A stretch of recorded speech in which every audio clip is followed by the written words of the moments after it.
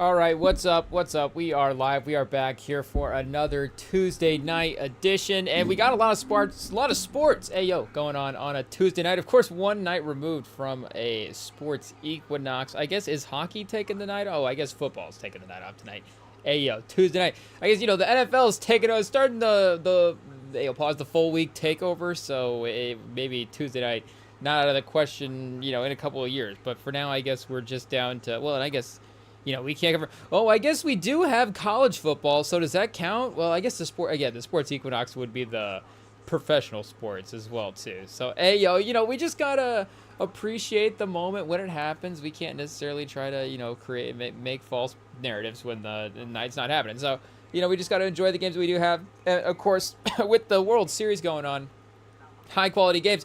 I mean, the World Series and Sixers versus Wizards. Hey, it's obviously the same level of game both ways around. Hey, sorry, baseball. Embiid versus Ohtani, chat. Which one is more, I guess for us, higher up on the watch list? It is what it is. I guess we have Embiid on the screen right now, but our guy Sar as well, too. What can we say? This game has just captured our attention. Sar versus Embiid it turned out to be an electric battle so far. I mean, Sar's got 20, and Embiid's kind of cooking as well, too. I guess, for 2035, but we've also got the primetime New York versus Milwaukee game on as well too. Keeping an eye. Brunson versus Giannis, 2-1 both ways around. I guess Philly. Or speaking of, they are 3-0. Are they the only 3-0 team left in the East? I'm not sure, but they are, of course. At this point, 3-0, one of the better records thus far. So I know there's gonna be those schedule patches over the course of the year where they're going to be playing more difficult games and they're going to find themselves probably stringing together some losses at some point. You're going to be down right now 11 to the Wizards to start the second half. Again, you may lose some games to some teams at some point, but accumulating the wins early on is a good sort of buffer for what may happen in the season. We just don't know. They're a mystery team game to game, week to week. It's just of course, the health, but then it's the two timelines. How aggressively are they going to both, timeline this year? I think is essentially what we're going to, figure out. Are Embiid and Paul George just going to age into completely, off the roster type guys, or Maxey, McCain, Edgecombe, are these guys going to become those, star level to role level, just depending on who and what, and just like where do they fall in the hierarchy projectively in the NBA? Where does their ceilings continue to show this year as well too? And Embiid already was saying, I was seeing a quote on Instagram about him saying he would rather just at this point, basically, I guess he didn't say, we're not quoting him in saying that he retired. I think basically the quote was, he would rather sit at home with his family than play 20 minutes a game. But I mean, what is closer to retiring than, which one's closer to retiring? Playing 20 minutes a game or sitting at home with your family? I think, one is, if you retire, there's one of those that basically just doesn't change. So I guess maybe retirement, you go play golf more. I don't know what the stereotypes are, Chad. Hey, yo. But, his, of course, workload, usage, responsibility in the offense is, of course, at this point, it is what it is.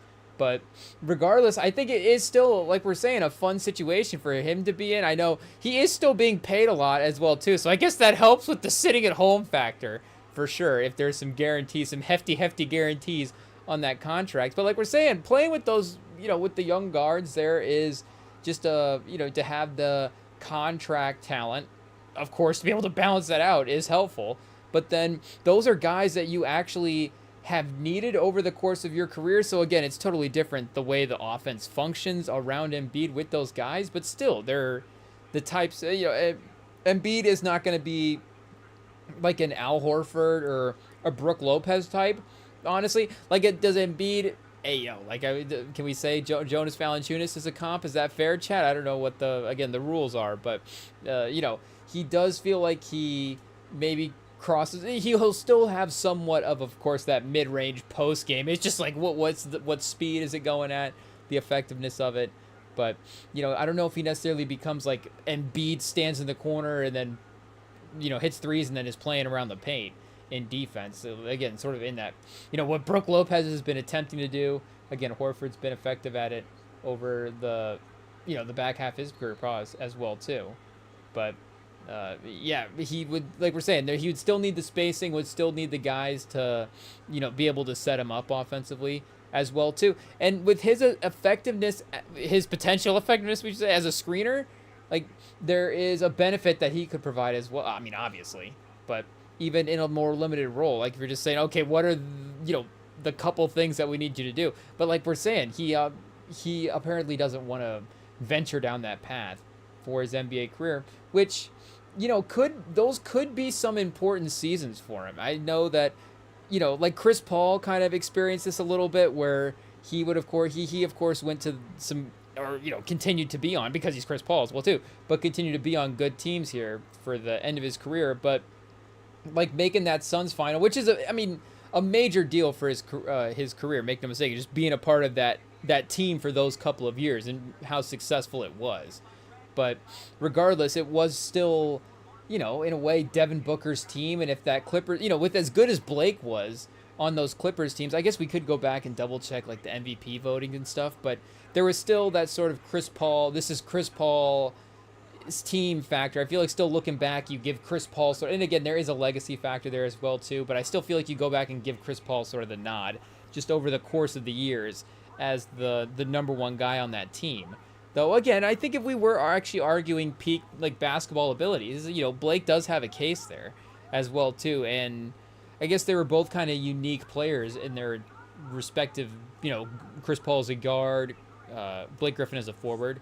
They were both, obviously a lot of good forwards, but still a little bit more unique. But, they were not necessarily, it was, it's not like one of them is more valuable, positionally for what they were doing on the court. But, again, Embiid, I think that would obviously be a benefit to his career at this point. Unfortunately, the man just hasn't had a lot of playoff success at this point. I guess we got to be fair to him. He has won series. They've been competitive. They've been teams that, there is something to be in a team that should have gone farther. Again, I know we're really going down the list of like, where do you want to fall in the hierarchy of NBA history? But still, the team that should have gone farther is not necessarily a bad place to be. Again, you're talented. There's a definite path there for success. It's just, result, matchup, some of the stuff, Ben Simmons not taking layups. Some of the stuff just doesn't work out, unfortunately.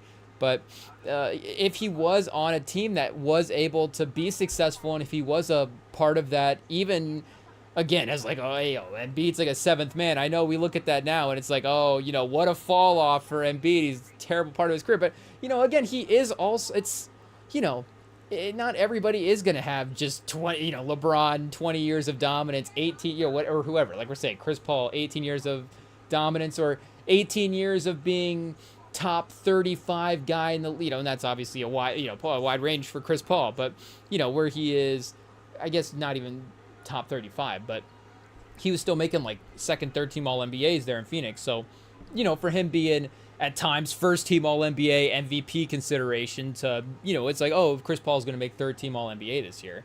But, some guys, again, like Horford is, again, another perfect example. And obviously Embiid was able to achieve higher heights individually than Al Horford was.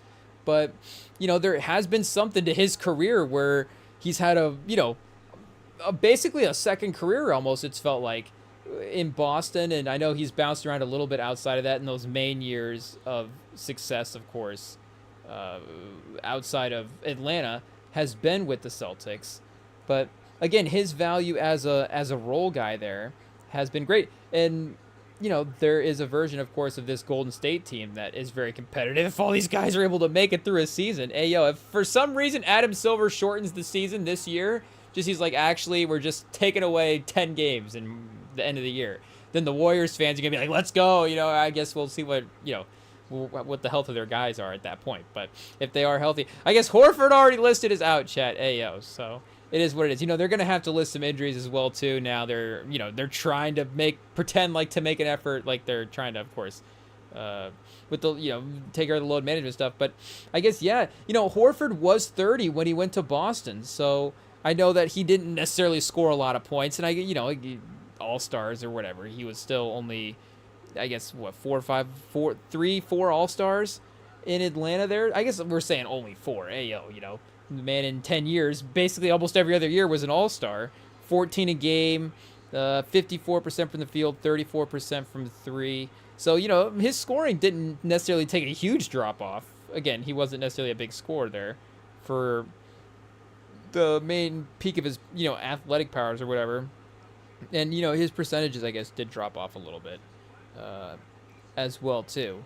But I guess, yeah, he could have this sort of second half of his... I mean, again, the mobility stuff, like, it is potentially a little bit different as well, too. Horford has not necessarily had, like, major injuries at this point. Obviously, hopefully we're not jinxing him, but the man is also 39 as well, too. Like, I don't know, he's important to the Warriors fans. Warriors would definitely be bummed this year as well.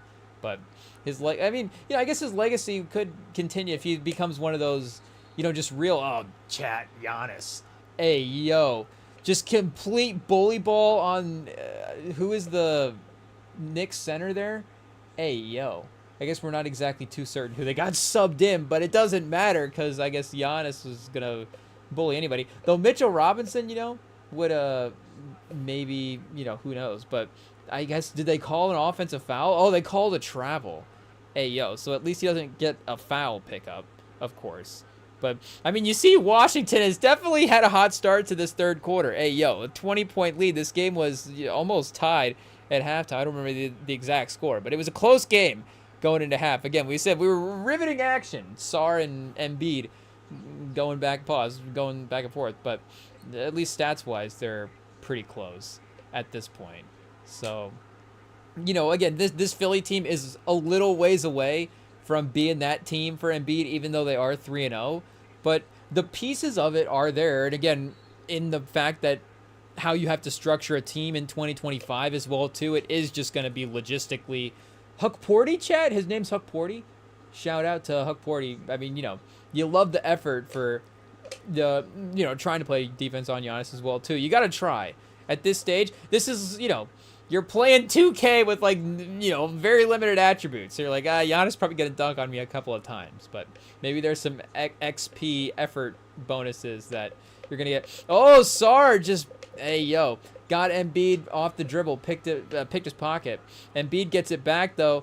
The pass into the corner, they're going to get a foul. Embiid foul on the drive. So, a drive pass to the corner, there's still some stuff there. Again, that type of sort of centric playmaking is going to take the focus away a little bit from Maxey and some of the other guys. But still, I guess only down 16, they could start making the comeback with Embiid leading the offense. Who knows? I guess. Oh, okay, they kept Embiid in. He's on the inbound. Little back screen. I get a tough angle for the pass there from where the inbounder is at. I don't know if you try to throw the inbound maybe a little more into the, a little more into the other kind of wing, but then, of course, cross-court inbound pass starts to get difficult as well, too. Maybe you need one more quick pass off of that. But I guess we got Grimes as well. Grimes is a good player as well, too. We love those three, like we mentioned, sort of foundational draft picks, and then getting Grimes with the way that he was playing at the end of last year. So those are 4 guys that you would assume at some point, you're going to want those guys, like we're saying, on a real competitive winning rotation. So I know if you're 4 players in, 4 players of your rotation figured out, and you're like, what changes do we need to make? It's like, oh, wait, is Embiid actually the 7th man on this roster? But I guess, like we're saying, he is actually at this point, I think, still the 5th man or 6th man on this roster. I guess if you start getting into Oubre debates, I don't know. I guess Quentin Grimes, we said, could potentially be top 4 on this team on a given night, but Embiid still probably is 5th, 6th best guy. So, I guess, NBA is good. 7th man in 2025. Hey, yo, chat. Hopefully there's still a spot for him. We'll cross our fingers and hold out hope. Ooh, Milwaukee, is that it? Oh, that's a 2. Tying it up. First quarter starting to wind down here. So, a playoff type of matchup potentially between the Knicks and the Bucks early on, and the Bucks have been, I think they had a kind of a bad loss. They do feel like a little bit of a bad loss, good I guess, good win type team, but, closer wins. Maybe if a game starts to go south, that, it really snowballs on them, and they're like, okay, tonight's not the night. But their ability to, of course, obviously centered around Giannis, step up in some of these moments is pretty crazy. I don't know, 15 points. Do we make the switch now over to the movie? Because I guess Miami versus Charlotte is 16 points as well, too. Shout out to Spoelstra, keeping the Heat competitive this year. And Sacramento is actually kind of weirdly fun to watch, but I guess I don't know if we have to necessarily throw the game on as well.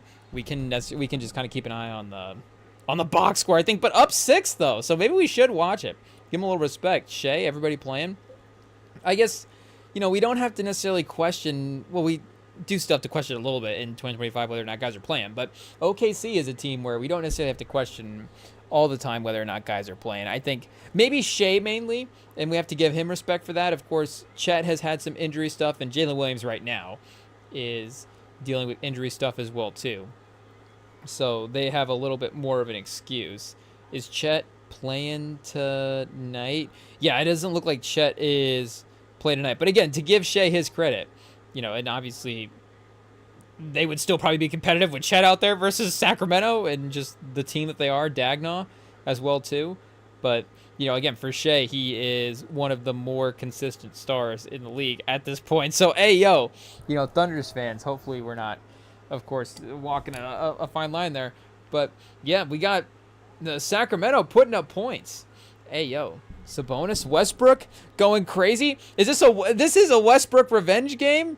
Hey, I guess what is Westbrook's stats versus Oklahoma City? And in Oklahoma City as well, too? Has he played there in a while? Has it lined up for him to be on a roster when a team is playing OKC? Maybe it's been a minute since he's actually... And then, again, playing him at home as well, too. In, I guess, the OKC home team. Maybe it hasn't all kind of lined up for him to have that reappearance. But it does seem like tonight he is taking advantage of it. 11, Chet. Ayo, he's carrying right now. Westbrook, DeRozan as well, too, with a sneaky 9 points. So there is a veteranism to this team, Chet. Ayo, if that's a term we can use. There are, and like we're saying, I don't know if it's a team that we thought obviously made a ton of sense just looking at it on paper because, like we're saying, DeRozan, Westbrook, Sabonis, Schroeder, and Levine, I still don't even really understand. I mean, we might actually have to watch this game because I don't even understand sort of the basketball math for how Westbrook is getting his buckets. I mean, maybe some transition opportunities, but he doesn't really have any steals. I guess the team's got a couple. So Devin Carter with 2 steals. The bench is playing some good defense. You got Eubanks with a steal, Carter with 2 steals, and Keon Ellis with the steal. So, and I mean, they're all plus in the plus-minus categories right now. So, them with Westbrook and DeRozan, they're getting steals passing out to Westbrook right now, chat. It's unstoppable. Westbrook in transition. Oh, it's like old times. Hey, you love to, I guess, maybe see it, but you love to see it on the box score, I guess, as well.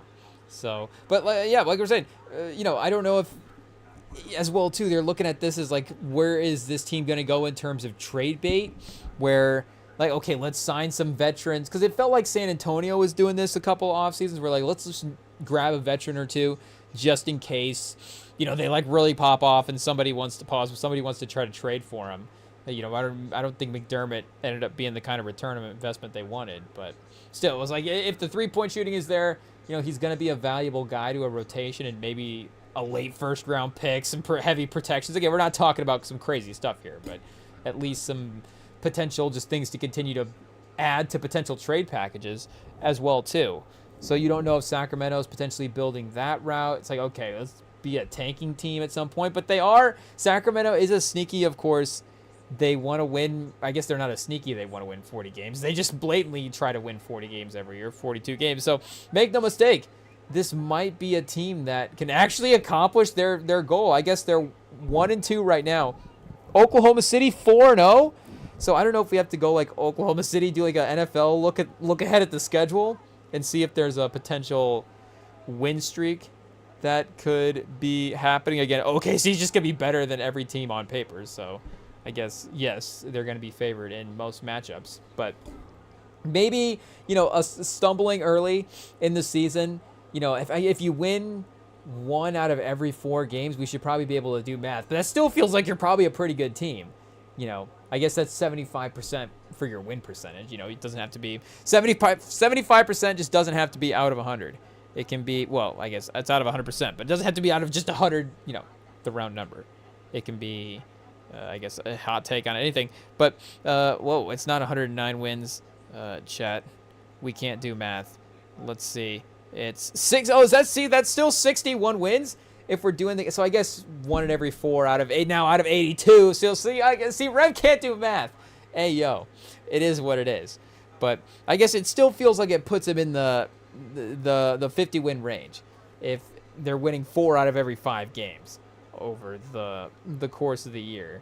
So, this doesn't necessarily feel like a major takeaway type of loss. I guess at home is, it's a good win for Sacramento. Again, at 2-2 on the season, it's like, yeah, there's a feisty team there. Again, with the veterans that you just can't take them lightly, obviously, going into the games. So, hey, yo, we might have to do a TV flip. Hey, yo, I feel like sound is a little quiet right now, but I feel like we're struggling for the stream. I guess, again, we haven't seen the movie, so if just the branding, entertainment logos are supposed to be kind of frozen when they're loading in, then maybe this is just part of the experience. But I don't know if that's necessarily the way that it is supposed to go. And also the lag in the remote response is probably also saying that it's having problems loading. So, yo, chat, it is what it is. We're going to have to do a little switch here. Pause. A switch on the fly? Is that a pause? I don't know. But we'll see if this is able to, if the one TV is able to play basketball better. I mean, we can't be the only one, chat. Are we the only people with 2 mini TVs that sometimes just certain apps on ones load and certain other ones don't? But it is what it is. We'll see if Peacock can fire up on this one. But I guess speaking of, Roku has a tab right now called Stream and Scream. It's like, hey, yo, is that what the kids are calling Netflix and chill nowadays? Like a little stream and scream chat? Hey, yo. I don't know if IT is going to allow that one or not. But, okay, we've got, and with Milwaukee now, a little 6-point lead. So they have started to claim the momentum in the game. Okay, chat. Hey, yo. It's the Buffalo Wild Wings setup right now. We've got the same game on 2 TVs right next to each other. Hey, yo. I guess, it's like, okay, we don't necessarily expect you to be so locked in on the perfect sort of TV dispersal, but, and I guess shout out. Hey, yo. For the most part, it's pretty good. I mean, what do you expect, chat? When you go to B-Dubs, I mean, shout out to B-Dubs. But, it is what it is. So, okay, we got Milwaukee. We got Giannis on one. We got to get the other alien on the other TV, chat. Hey, yo, is there I think there's aliens. Hey, weapons. There's some sort of teacher character. Like, is there a Gladys? I don't know if Gladys and the teacher, if those are the same people. There's some sort of, hey, yo, there's some sort of character that is, I guess responsible for something. We've heard rumblings. I don't know if we can necessarily piece together the spoilers. That's the thing with spoilers. It's like, yes, I guess there are ways that you could just blatantly be like, hey, here is exactly what happened in the movie. But sometimes you hear things and you're like, okay, I think that kind of spoiled the movie, but I don't really know if it's, again, I don't really know what that means yet. So then I guess we haven't necessarily remembered every piece of information we've heard about the movie, but it's obviously been out for a while now. Hey, yo. And it's been mentioned on, everywhere. People have talked about it. It's been on pods. It's been in places. So we've definitely heard things about the plot. But again, not enough to necessarily, outside of the trailers, say that our first-time viewing experience would necessarily be, really thrown off. And just from a pop culture standpoint as well, too, was, and I guess, still is, obviously, being sort of lumped into that conversation with Sinners. And I guess it just depends on how you're looking at the conversation as well, too. If we're talking about, where the box office is trending in terms of horror and in terms of originality, just in filmmaking as well, too.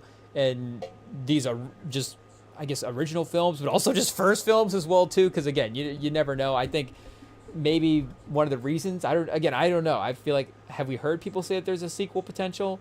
I don't know how necessarily definitive the ending for this is. Again, just I guess that part hasn't necessarily been overtly said or that we've heard, but yeah. So again, there is obviously ways that it's like, yes, the two movies are definitely comparable just in terms of I think where the industry is at.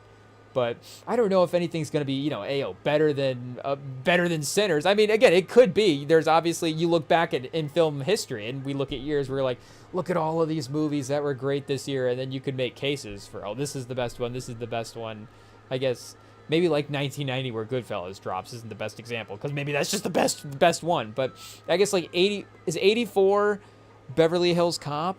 I feel like that top 10 was pretty stacked. Again, I'm just kind of thinking about what I've seen like Wikipedia top 10s as well too. That's not even just sort of the legacy way the movies have lived on, cult classic following stuff as well too. Justin Gandy, and on this day she was going to her classroom just like every morning. And I haven't, and again, not necessarily being a connoisseur of horror, and still kind of catching up on some of the older stuff, and we're not necessarily like at this point first to the theaters for some of the new stuff. So I know that this creator as well too is really making waves in these thriller type of movies as well too. Barbarian, his last movie, and Ayo. We should just stop talking. Do we call him the creator the whole time, or do we look up his name? I don't know. Maybe we actually give him the credit. But I don't know if that. I feel like in that movie as well too, with again his sort of rise as a creator, this movie had the expectations not just because of that movie, but because it was like, what is his next project going to be like as well too. Zach Krieger. So let's see what else he has gotten as well too. Directed. So are those his two? I don't know if he's. Is there some TV, some short film? Hey, yo, Chad. Is there any short films on Tubi that we can watch? Is Miss March on Tubi? I don't know. But in their filmmaking's debut, members of the comedy troupe The Whitest Kids You Know, which marked Moore's first film. So I guess, yeah, Barbarian is in his solo screenwriting directorial debut. So Barbarian is his debut, so this is his second movie. Hey, yo. Oh, Resident Evil, chat? That's the video game, right? Based on, a reboot, film series. Which is based on a game. Okay, there we go. Yeah. So I guess there is films already based on the game, but it is all originally based on the game. So Krieger himself has already gone IP, chat. I don't know if that's a new, like, is that the slur in Hollywood these days? The man's gone IP, but he's immediately gone back into rebooting stuff and away from it. So I guess No Weapons 2 is a good thing, but, immediately just the big franchises for Krieger. He's going to reboot Resident Evil. So that's fun as well, too. Obviously, the thing about IP is it's great. It's great material a lot of the times. Great characters, great stories, and hopefully, I up until this point, film technology has been advancing. Though, have we gone backwards a little bit with the CGI? I don't know, but maybe it's sort of a, it's sort of a slingshot effect with the way we're using the sort of AI quote CGI, just the way that's getting implemented. Maybe it's like, okay, we'll go backwards, pause a little bit, and then it'll just be this. Not necessarily. I'm not saying hey yo, what the technology is going to be, but just in terms of how we're able to apply it as well too, and sort of hone in the utilization of it. Because again, if you're just sort of relying, where it was like back in the day, of course, not even I'm not even talking when they first started animating, but even 10 years ago or 15 years ago, just the amount, if you're gonna animate everything, the amount of detail that you're just kind of obligated to fill in at that point, I feel like is a little bit overlooked.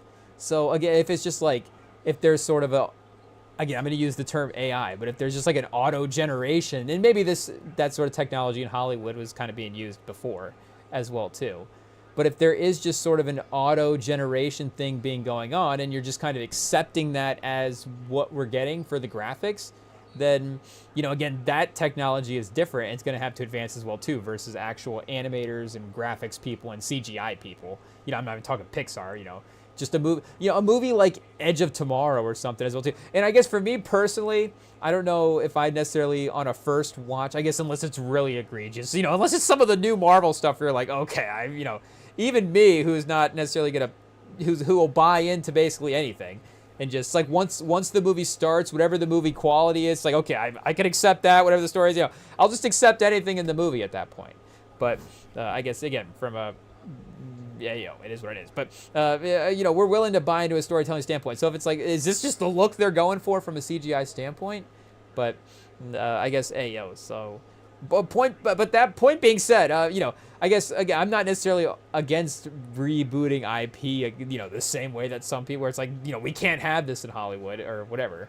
But because again, it's like, what else I want to see? I do also want to see a Batman movie every 5 years as well too. We love Batman, but it's just about having the balance, and you don't want it to be like, okay, we're only making IP. And I guess if you had to choose, probably only making original stuff is the better. Well, if we had to put it up to a vote, chat, I don't know. That doesn't necessarily seem to be the way things go well these days. But if you had to choose one, it would seem like obviously originality would be the one to choose. I guess at some point, Batman was an original concept, so it's just what we're picking in 2025 going forward. It's like, well, I guess we're taking originality from back in the day. It is what it is. That's what's been said in Hollywood. But so I guess Companion he was a producer on Companion, not necessarily involved in the creative aspect the same way. But yeah, I think Barbarian was just gauging the vibes of the movie. And again, I think it's sort of expectations of like, what is this movie? Oh, this movie is something, versus, oh, this movie's gonna be something. And it's like, yeah, this movie's good. This movie's really good. And I think that's where Sinners did have a little bit of a benefit, where maybe if Weapons drops first, maybe it does have, and again, I don't know if it's filmmaker, but it did also have the expectations of that as well too, where it's like, oh, this is the year for horror. The one word horror movies are taking over. So, it did have a little bit of that as well too. But Sinner, and again, I guess Coogler is more, obviously has more films under his belt at this point than Krieger does, if we're hopefully saying his name right as well too. I guess there's no pronunciation on here as well. But, with him doing a couple of Black Panther movies and Creed as well, being part of the Rocky franchise, it had been, basically kind of almost his first original movie in that way. So I feel like it was, like, obviously that's like, okay, the expectation should have been there, but I do feel like it was, being sort of slept on a little bit and there was, again, marketing push. Like, there's a version of that where, again, it's not necessarily totally true. I'm just like word on the street. I think it was a sort of, it was a movie that also had, the sustained power as well too. Because it was like, people were like, oh yeah, I did see something about that. Like, should I actually go see that? And it's like, yeah, you should go see that. And people did actually go see it. And, I think as we continue talking about, or as we continue, of course, thinking about what is going to be sort of, not just, I guess, movie of the year, but as we move into awards territory as well too, I do think that is something that, again, that sort of build a little bit hasn't really happened in a major way for a movie I don't want to say in the 2020s, but again, if we're sort of taking out those big IP movies, or a movie like Maverick as well too, which is not obviously a Marvel movie, but does have a similar type of legacy hype, and I guess to some degree Tom Cruise himself is a little bit of an IP character as well. That obviously the Maverick is a little bit more in line with, I almost said Ethan Hawke, Ethan Hunt, and even though Ethan Hawke's version of Maverick, would be pretty good as well too. I don't know where Ethan Hawke was at as an actor. I think Maverick might have been 80. Was Maverick and Beverly Hills Cop 84? See, that's a good argument, chat. It's a good argument, I guess, but 80s in there. I don't know if Hawk was quite on the scene at that point, but maybe, if the talent scouts were really locked in, I'm sure that wherever Ethan Hawke was in the 80s, if we jump ahead in the timeline, I'm sure he could have still have done the role as well too, because he's one of those guys. It's not like he's ever been, we go back and look at the old Ethan Hawke movies and like, look how far he's come as an actor. Pause. Like, he's always just been great. Ethan Hawke's been a great actor. The original Chalamet, Ethan Hawke, chat. I don't know. I don't know why we've been thinking a lot about Ethan Hawke lately. But hey, yo, pause. I guess, hey, yo, it's just rewatching Training Day once a month, and then you're just like, man, Ethan Hawke is good. But I think it's because we were talking to somebody about where I guess is he in Weapons? I guess he's in Black Phone, so we can work that into this conversation. Hey, yo. But, and maybe that is something that Weapons does also suffer from a little bit. And I don't know, again, if Barbarian necessarily has this, because I do kind of know some spoilers for Barbarian. Again, I haven't seen that one, but I'll definitely watch that one after. Well, I guess we'll not throw it on in the live stream. Hey, yo, but we'll make that higher up on the watch list for sure next, just in general, to see what else he's done as a filmmaker as well too. Because again, he's just at this point, regardless of what you think, I guess, of Weapons in terms of that greater conversation, it's not like the man hasn't made 2 really quality, awesome films for his career, and it's gonna be in the line of his career where you look back and. Like, I guess Coogler, I don't know if maybe, I guess Wakanda Forever, maybe a little poorly received compared to Weapons. But I don't know if he's never had a movie that's sort of underachieved in a way as well, too, outside of that one, which is another, of course, obviously Coogler is next up in terms of great directors if he continues to build the resume. But again, we just need to, of course, just lock in on what he is making for movies as well, too. So I guess we'll be there for, the Resident Evil films when those drop. Though if those are brutal, we'll see as well, too. So I don't know if, I guess somebody say if somebody at work might have said there may be some scenes of Weapons that get a little crazy. So, I mean, I guess, again, Sinners, it's not like there isn't necessarily not crazy stuff. Hey, yo, what are we talking about with crazy? But, again, hey, yo, vampires and stuff, it does get a little bloody, of course. But I don't know if they I guess, and they do kind of, like, Cornbread's face gets pretty messed up. He gets messed up pretty good there. But I feel like they do a good job of kind of navigating everything a little bit. So, this, obviously this main lady here, shout out, is in a little bit of trouble so far. Was something stalking her there for a second, and now people are vandalizing the car there. So, hey, yo, you don't want to necessarily be maybe picking on the person who's going to be dabbling in some horror mischief a little bit later. I guess you can never know. But, if you start hearing the music in the background, you're like, wait a second, maybe we don't vandalize this car. I don't know. But shout out. So, yeah, I guess Barbarian, like we're saying, is definitely... obviously, I don't know if it goes in the iconic, but, it really starts, what are we even talking about in terms of what were the expectations for Weapons? Because, again, it's not like everybody that didn't see it necessarily didn't enjoy the movie as well, too. So as time goes on and you're not necessarily looking at it like, oh, are we watching this as the movie of the year? Is this going to live up to all the hype? You're just going to be like, oh, yeah, this is just a great film by a guy who just makes great movies. But again, in terms of the immediate conversation, anyways, it was getting some definite hype as well too. But Sinners also does have a little bit more of a mainstream cast as well too. I mean, Coogler and MBJ, of course, have the partnership at this point. So the fact that they both have become stars in their own right, like in some ways, Coogler, it's like, okay, Michael, there's a path where it's like Michael B's got it, and again, they both are sort of super important for their rise because again, they're just like he directs his movies, he acts in them. But there's a version where it's like, oh, Michael B. Jordan's got to go do the movie with his guy Coogler, or vice versa, where it's like, oh, Coogler's got to put his guy Michael B. Jordan in all of his movies. Hey, yo, it is what it is. But of course, that's obviously not the case.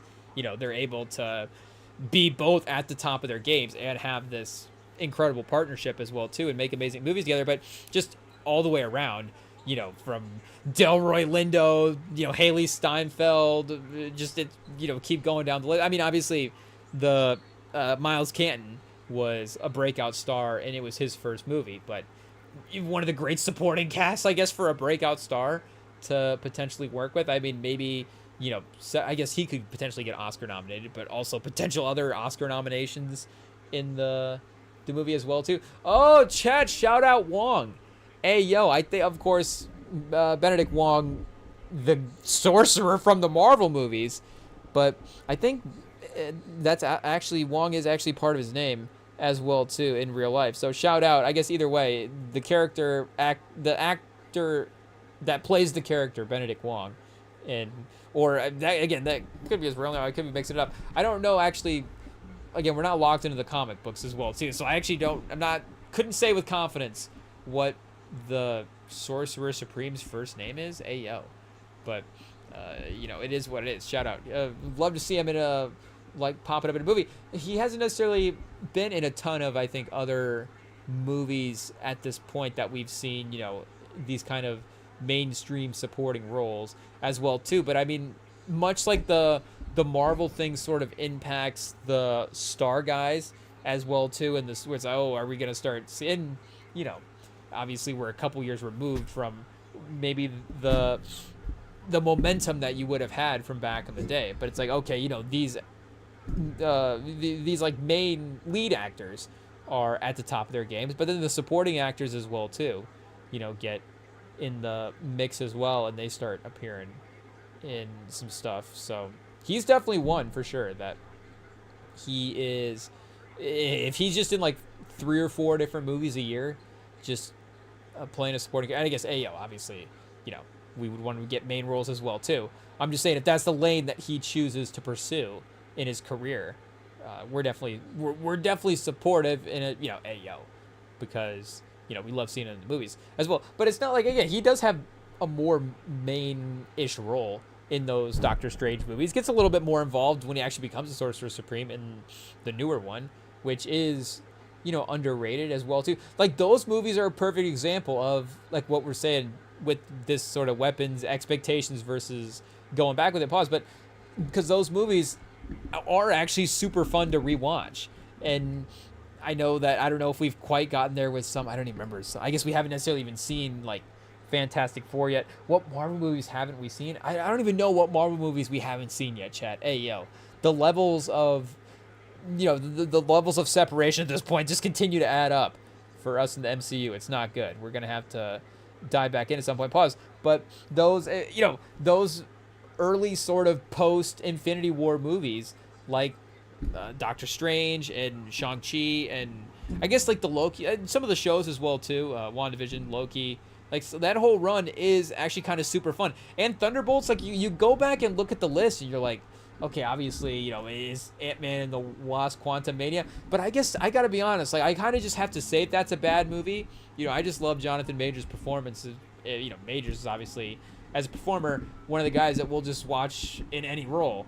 But so I guess, any role, does that include Ant-Man and the Wasp Quantumania? It might, chat. It's not to say that we've gone back and rewatched it.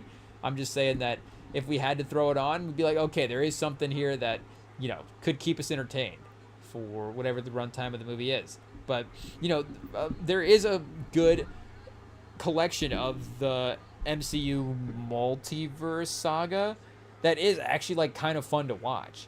And if you remove sort of the in-the-moment expectations of, this movie's got to live up to Winter Soldier and it's got to connect this to the MCU here and what is the bigger picture and all different stuff, you're like, there's like Scarlet Witch goes crazy in Doctor Strange and it's kind of fun that it's a horror movie, and Shang-Chi's got some good fight scenes, and Thunderbolts is actually a really good action movie.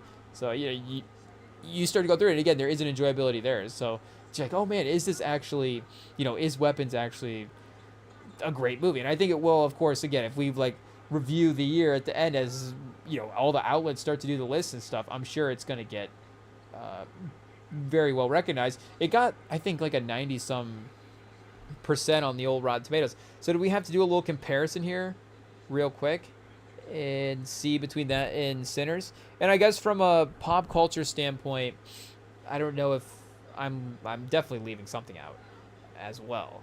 But that does feel, I guess Black Phone is kind of starting to be in the mix as well too. I don't know what that movie did from a box office standpoint. I don't know if that counts.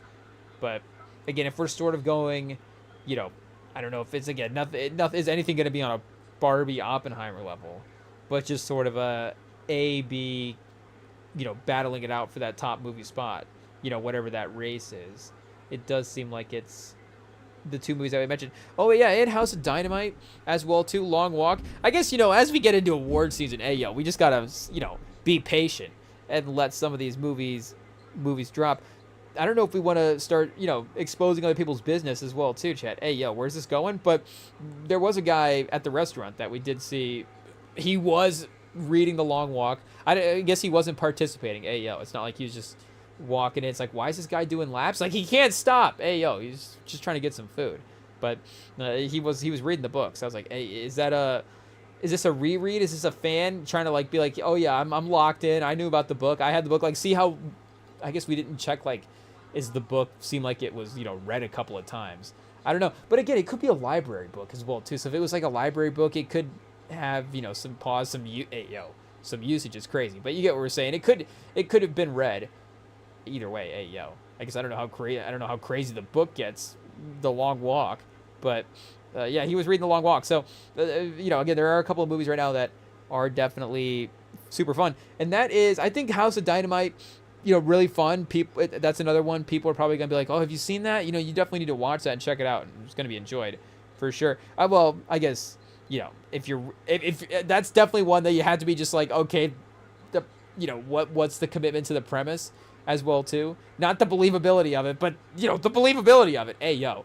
If you're like, do you want to potentially, live in a world for 90 minutes to 2 hours where, that situation is going down, then, you're good to go. I'm sure it's going to be a high quality movie. But, I guess that's the case for any movies. So, if you want to live in a world where you have to walk for forever, then, I guess The Long Walk's for you.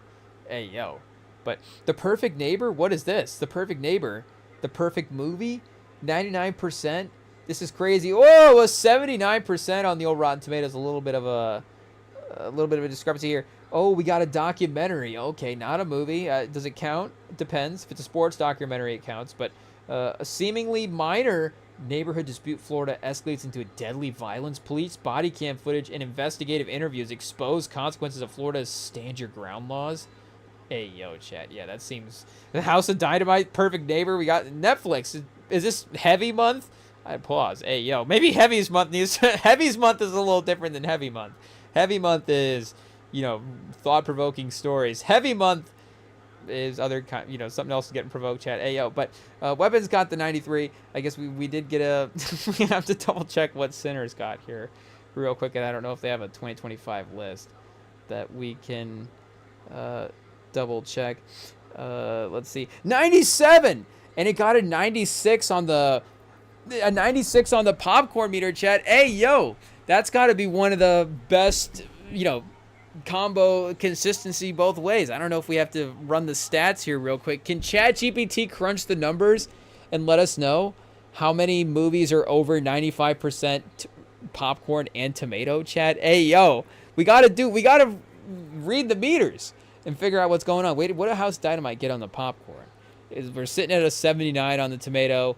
So let's see, chat. Audience meter, 77. Speaking of consistent, it is consistent. Bigelow, another hit. Shout out. Speaking of, a great sort of discography all the way around. Rebecca Ferguson, shout out. The post-Dune run. Tracy, oh yeah, I was seeing Tracy Letts. Shout out, of course, the Bigger Picture podcast star, Tracy Letts. Physical media ambassador, but we were seeing him, that's one of the avenues in which we've, outside of course, his films, you get to see him just, of course, in real life, obviously, but I'm trying to even think, and yeah, not to be disrespectful, I can only watch so many movies in my life, and I'm sure he's been in movies that I've watched, and just like the consciousness of him as a guest and somebody that you enjoy in that, on that show versus him in movies, I'm sure, it lining up, it'll get there. Hey, yo. But, either way, I guess point being, hey, yo, IT, cut all that out. Point being, we saw him on Netflix and we were like, hey, yo, that's our guy, Tracy Letts, shout out. So the man that's got to start buying some DVDs, chat. He's too passionate. We're like, I guess we got to just start wandering it. He's the Gladys. Is that the proper name to drop here? For weapon, he's the Gladys for DVDs. He's got people. I guess we still don't. I'm still projecting what I've seen off the trailers. Like, is there like some sort of, hypnotic? As I don't think it's quite the way it's gonna go. But, is that element involved in, of course, swaying the decision? And I guess it's not going to be the hey, yo, is everybody just talked into it? Is everybody just talked into leaving? Maybe that's the twist and sort of the commentary on the situation. But it would seem like for a thriller action type movie with some of sort of a extraterrestrial y type vibe, it would go a different direction. Ooh, the Nirvana, the band show got 100%. I mean, was there any way this was not gonna get 100% by the critics? Anything about Nirvana, chat? Hey, yo, I don't even know if this is this even released? We don't even know what this is, but shout out. So I guess we don't even listen to Nirvana. We just, excited to see something get 100%. I mean, we also did get a 99 as well too with the police body cam documentary. I mean, documentaries, definitely more documentaries, more highly reviewed than movies. I mean, I don't know if that's if you make a doc, is it, or just the critics like it more? But, I think it does say something as well too about the state that both of them are in. And I don't know if, we're at the peak of the powers for either one. But still, it does seem like, again, documentaries do tend to hit a little bit more. And the true crime element as well, too. Like, obviously, speaking of Netflix, of course, that's been a major part of their thing. And, of course, pivoting it into the TV shows and stuff with the Monsters series and maybe scripting it out a little bit more is, them building off of that. But, they've really made a big part of just, like, if we were just like, what's sort of the pillars of Netflix content? You're like, oh, true crime documentaries is definitely going to be, it's definitely going to be up there. And again, they're trying to branch out. They're getting into live sports and stuff. They're trying to do more just live stuff. And, they had, of course, a big stand-up comedy run there. I know post-Brady roast. Hey, yo, was that the last great comedy moment, chat? It might have been. But, it does seem like that they've been, of course, a little foot off the gas in that sort of aspect. So I don't know if we necessarily consider it a pillar of their content strategy anymore. Oh, chat, we've got an attack on the main character here. We've got somebody grabbing a tequila bottle. Hey, yo, vodka? I guess we're not alcoholics enough to know just by what she's holding. Is it Smirnoff, chat? Hey, yo. But now she's torn open and pouring it all over. So definitely a much better scenario than, of course, getting, beaten with it. That would be bad. But, and hard liquor as well, too. You don't want to necessarily have, like, 7 shots at once just dumped on you. It's, a lot potentially, but still, again, that's not necessarily the worst thing in the world as well, too. You could just get straight gasoline poured on you as well. You start siphoning that. So siphon off a little tequila, chat, is not necessarily the worst thing in the world. Ooh, a little cut hallway, bedroom, house situation back and forth. I don't know if this is a sort of, we got the sort of alien presence thing, visions going back and forth. Hey, yo, we need to turn volume up. I think we got closed captions on. Hey, yo, I guess we've been reading them, so yeah, we do. I mean, we definitely have the volume for the game on, because I can hear the commercial, and we've been following along to just speaking of hypnotizing, chat, Tariko. Hey, yo, you listen to Tariko call a game. It's just, what do they call, like, when you get that highway sort of, you'll just, like, the highway hypnosis? We need, like, a Tariko hypnosis. We don't want to, start getting him in trouble, but you just be like, wait a second, I'm watching, I'm listening to Tariko here. It's just blends right in. Whoa!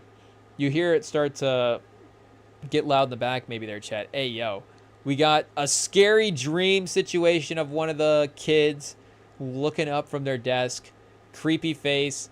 So yeah, obviously this main character is really going through it. Chat, this is going to be early, but we may have to go to a plot, the plot on Wikipedia. Hey, yo, and just catch back up. It is what it is when you ramble. It is what it is when Peacock puts together, speaking of Tariko, a killer cast for the halftime with Mello in the group. Oh, Chad, I think we might have turned the volume up too much. Hey, yo, so they're really, really ramping up the visions right now. We've got the classroom vision followed by somebody on the ceiling in the room. Always a a scary, bad situation.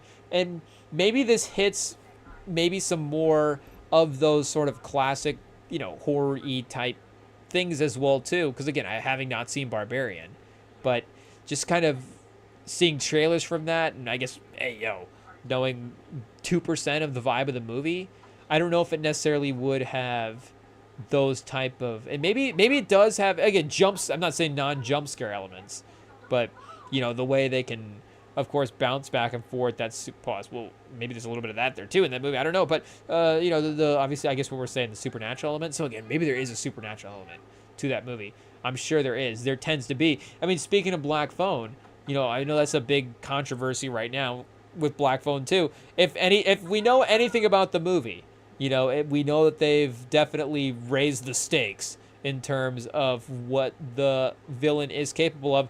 But I guess that does go back to what we were going to say earlier about this movie is maybe, and weapons. I guess we got Barbarian here in the background, but maybe I guess, again, just judging from the conversation, we'll see if it actually does have like a main villain, iconic character type of thing involved in it. I don't want to read too much here, but I guess, going to read. The plot follows the case of 17 children from the same classroom mysteriously run away on the same night at the same time. Okay, yeah, we're locked in. Oh, and it did $268 million against a $38 million budget. So yeah, ayo, smashing success. Yeah, and Brolin's in this. Hey, yo, where's Brolin at, chat? Is that a spoiler? Did we miss Brolin? Is this a Scream? Drew Barrymore situation? Josh, Drew Barrymore, Brolin? Did they kill him off in the first scene and we missed it already? Hey, yo.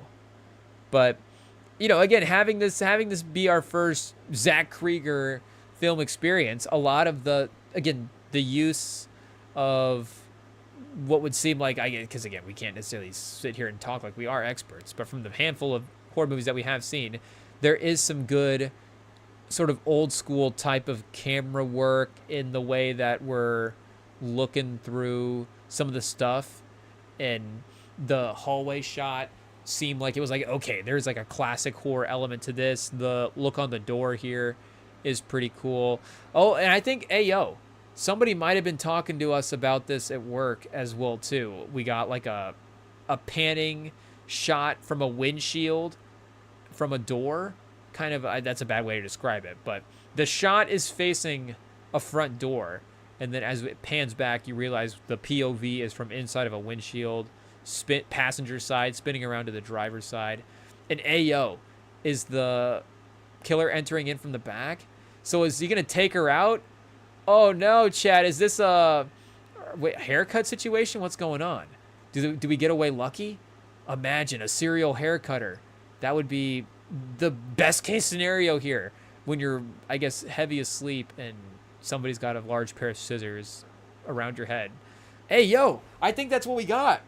I think that's all it is. So we'll see what that hair is going to be used for a little bit later.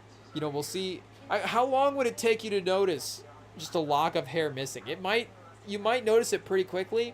I'm almost, wondering if I could find we have to like set this up with somebody. Be like, just right before we go get a haircut, just like, hey, just cut a chunk of hair out. Well, I guess, we're not going to have anybody do that. That'd be crazy work.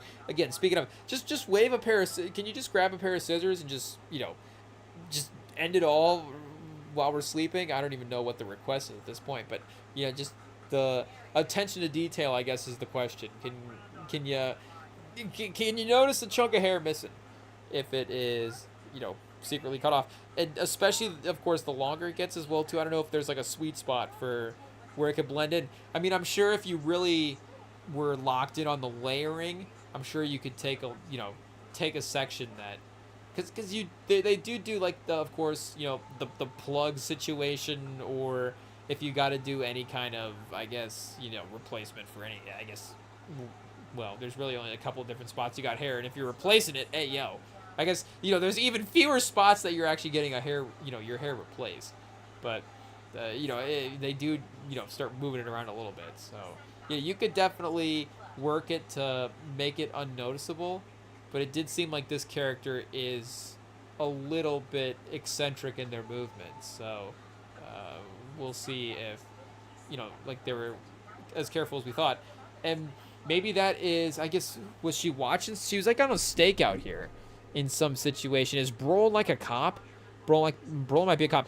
The film is, oh, chat, we're going to get lost. The film is presented in a non-linear narrative with chapters for various characters whose stories intersect. The following is a linear summary of the plot. Oh, no. So I don't even know if we can read this because, oh, Benedict Wong is his real name, chat. Hey, yo. So it might actually be the character name as well, too. But it is also his real name. Shout out. So, hey, yo. I guess maybe we got to look up Sorcerer Supreme here as well. But in Maybrook, Pennsylvania, 17 children from a single third-grade classroom suddenly run from their homes at 2:17 a.m. and disappear. Only one student, Alex Lilly, remains. Their teacher, Justine Gandy, okay, there's Gandy, like I said, is placed on leave amid suspension that she is responsible for the disappearances. Okay, a paranoid, ostracized Justine relapses into alcoholism. Oh, chat, that's why she was in that aisle. Makes sense. Concerned for Alex's well-being, Justine follows him home, where she notices his windows covered with newspaper and spots his parents sitting motionless in the dark. Oh, those were his parents that were sitting there. Okay, shut up. Oh, we got some Ring video footage of a kid running away. Maybe some kind of security footage. I don't know. We can't not totally not pay attention here. Oh, and there's Brolin, chat. Shout out our guy. Speaking of dominating the 2020s, Brolin. Hey, yo. Add this to the list of successes. So I guess rerunning the footage there. Yeah, it looks like he might be on the case. We'll have to see. She implores Principal Marcus Miller to perform a wellness check while watching Alex's house.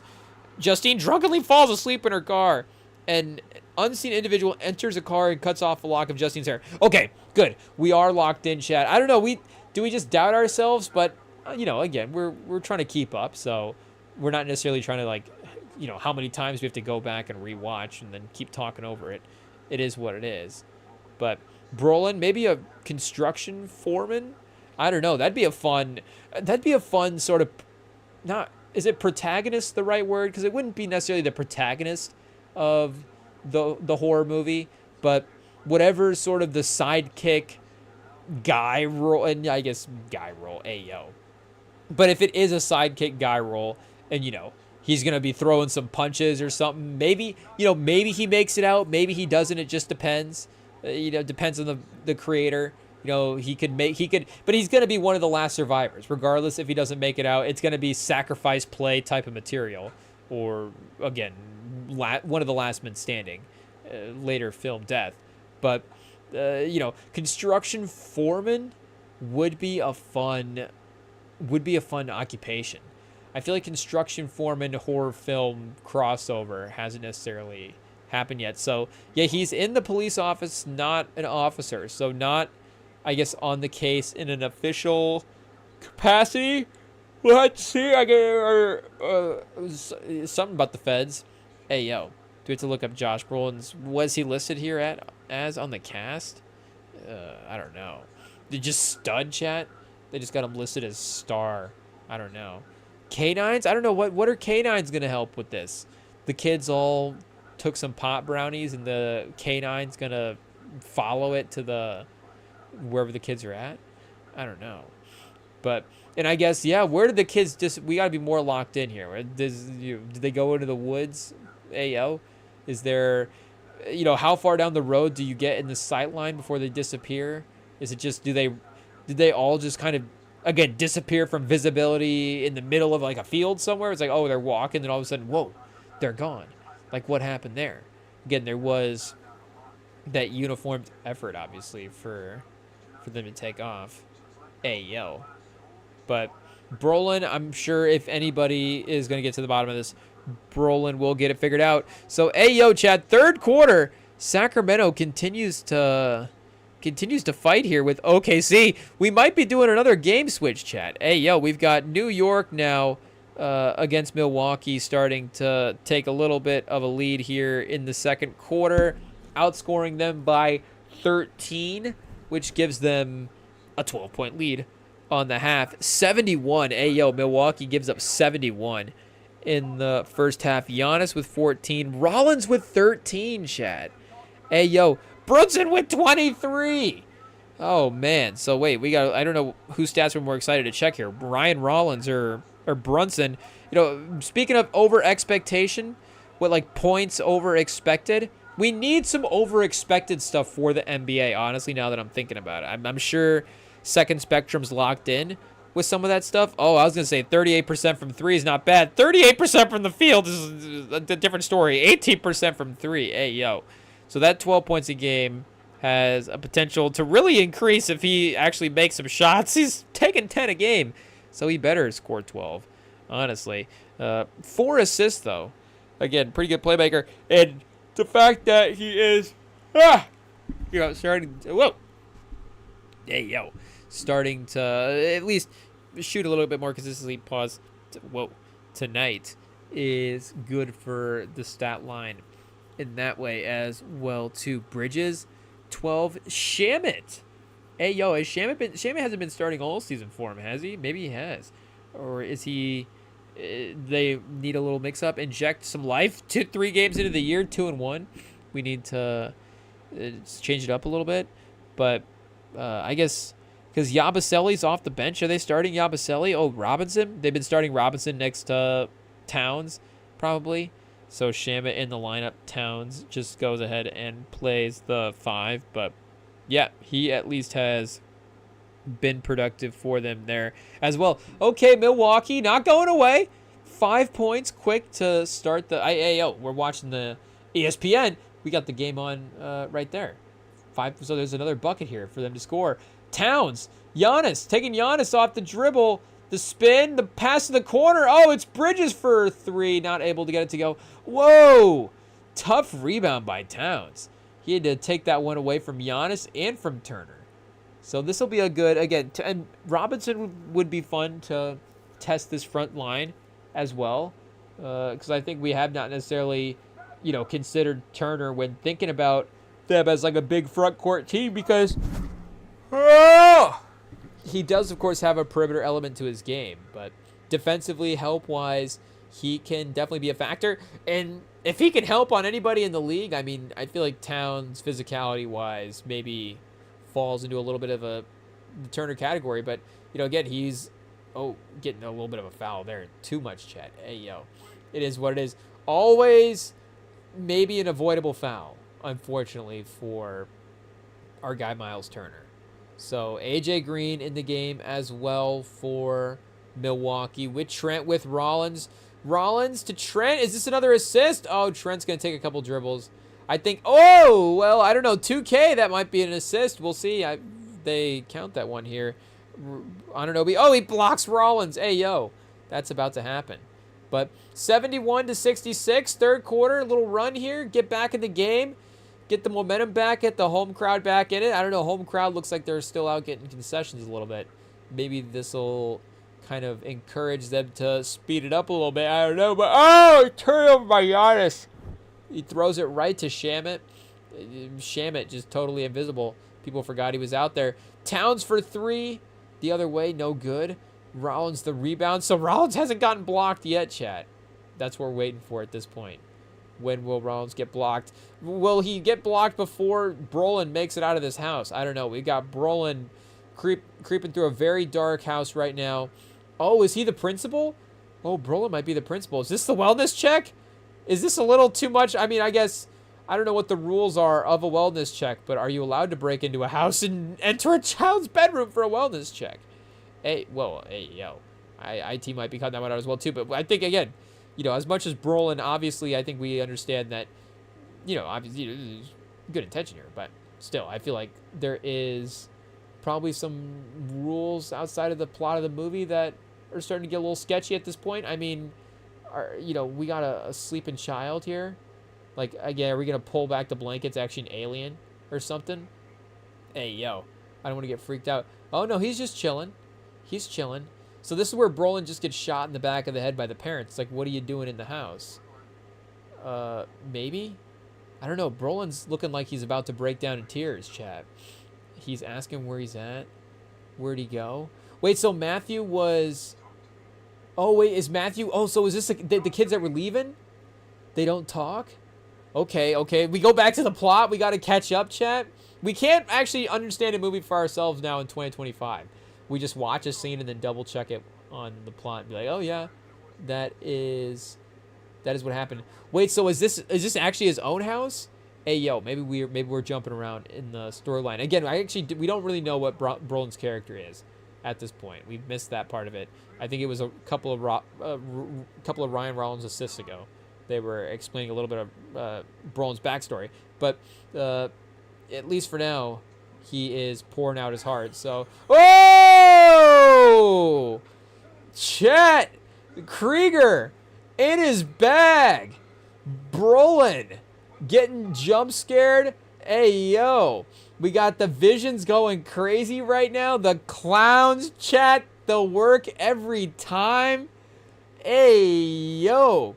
That's what I'm saying. See, maybe some good classic jump scares. So chat, that's a win right there. And, as in Sinners, I guess it wasn't necessarily a horror movie. It was more, it was a little more thriller vibes. Again, vampires, they do go in a sort of generic horror sort of genre category of it all.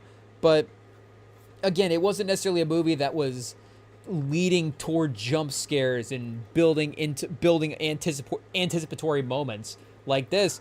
Krieger, that's good. That's hey yo, chat. That's some well-crafted stuff right there from our guy. And again, you get really honestly good acting from Brolin. Brolin has not, again, in the movies that we've seen, the Venn diagram for Josh Brolin movies and movies that we watch Josh Brolin in, he's not crying in a lot of those movies. I don't know if he sheds tears in Sicario. I guess Thanos he does a little bit, but again, it's not so much. There's enough CGI in Brolin on that the ball sack chin really does a lot of taking away some of the emotion. And what else am I thinking of? I guess Dune, he's not crying in Dune. Like, he literally, again, that's the beauty of Brolin. Pause. Like, Brolin is great at those, but those hardened characters, those tough guy, just those bad guy type characters that are not going to cry. So to see him dip into an emotional bag like that, did Brolin win an Oscar for No Country? I forget what movie I was watching, but No Country auto-played after it. Oh, I think I was watching Fallen with Denzel. Another movie that somebody at work was like, yeah, you definitely, make sure you're watching Fallen coming up here for the Halloween season. So we were like, yeah, sure. We'll definitely put that on the list. But I think No Country played after that, so I don't know if Brolin, I don't know what the award stuff was for that movie all the way around. I don't know if Brolin won for that or not, or for something else. Brolin received a nomination, Best Academy Award, for portraying Dan White. Oh, he was in the Harvey Milk movie. Hey, yo, shout out. But I guess, I don't know, I don't know awards, I guess, for the Goonies. But, yeah, he did, I guess, get the one Best Supporting nom. So does he have a best leading? I guess it's not called Best Leading, obviously, but does he have a Best Actor nomination in his career going forward? Because he does seem like a guy that would get the Best Supporting because he's a little overqualified to be a supporting, but I don't know if he goes into necessarily, I don't know if he's necessarily like Gene Hackman level, where, again, it's like, okay, if Gene Hackman's going to be supporting, then he's probably going to win because that's just too insane to get Gene Hackman in a supporting role. Or, like De Niro in Goodfellas. It's like, okay, well, if De Niro's going to be the third or, the second or third guy in this movie, then he's probably going to be the best second guy in a movie of all time. That's Durant on the Warriors at that point. But I don't know if Brolin has quite crossed into a leading man in that type of way.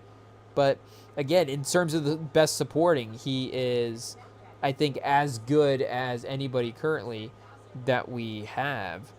I guess I'm just kind of throwing that out broadly, but I think I'll stand by it.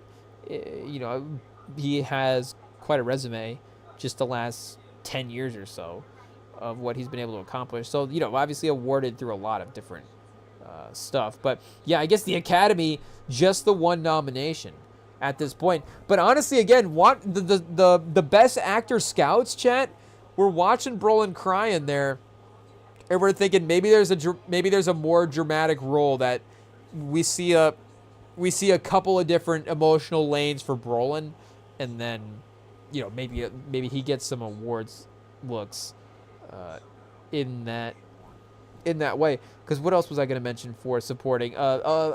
American Gangster, his corrupt cop role in that is, you know, he's fantastic in that movie. I mean, obviously Brolin is one of the best, just brings it every time type actors.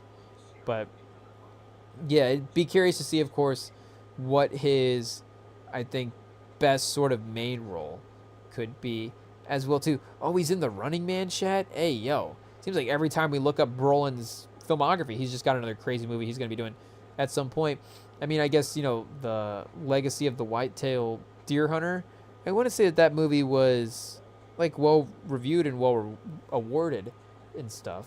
So Inherent Vice 2014, you got that in the mix. But Jonah Hex, are we counting Jonah Hex? Maybe not. Again, obviously No Country for Old Men, but Sicario in 2015, Avengers run, Deadpool, you know, I guess both the Sicarios, and then the Dune run as well too.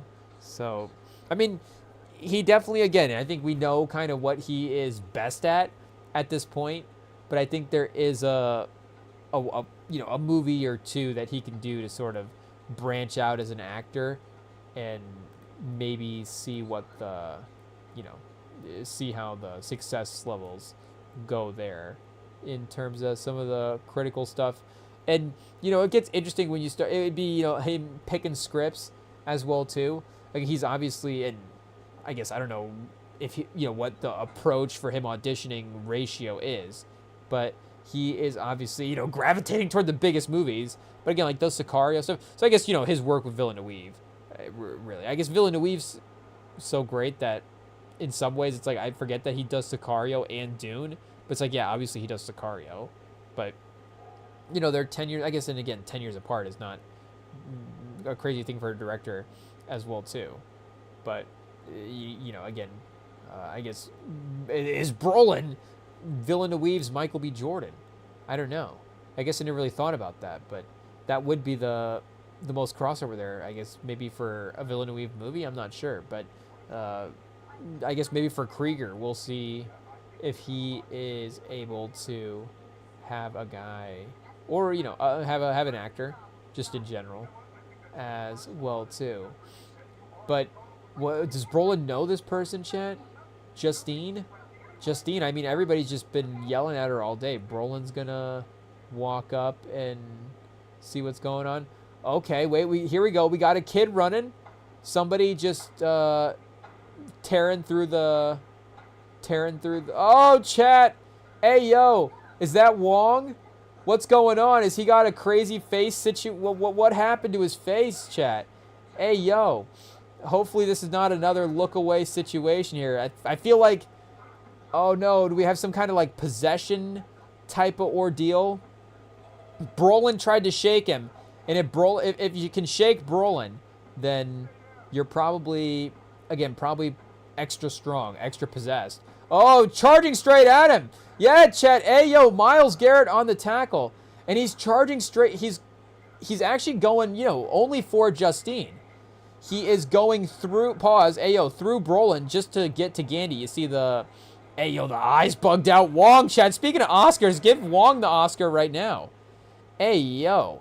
So is that Paul? Is this Paul's story? Do we have to go to a break as we pivot into Paul's story here?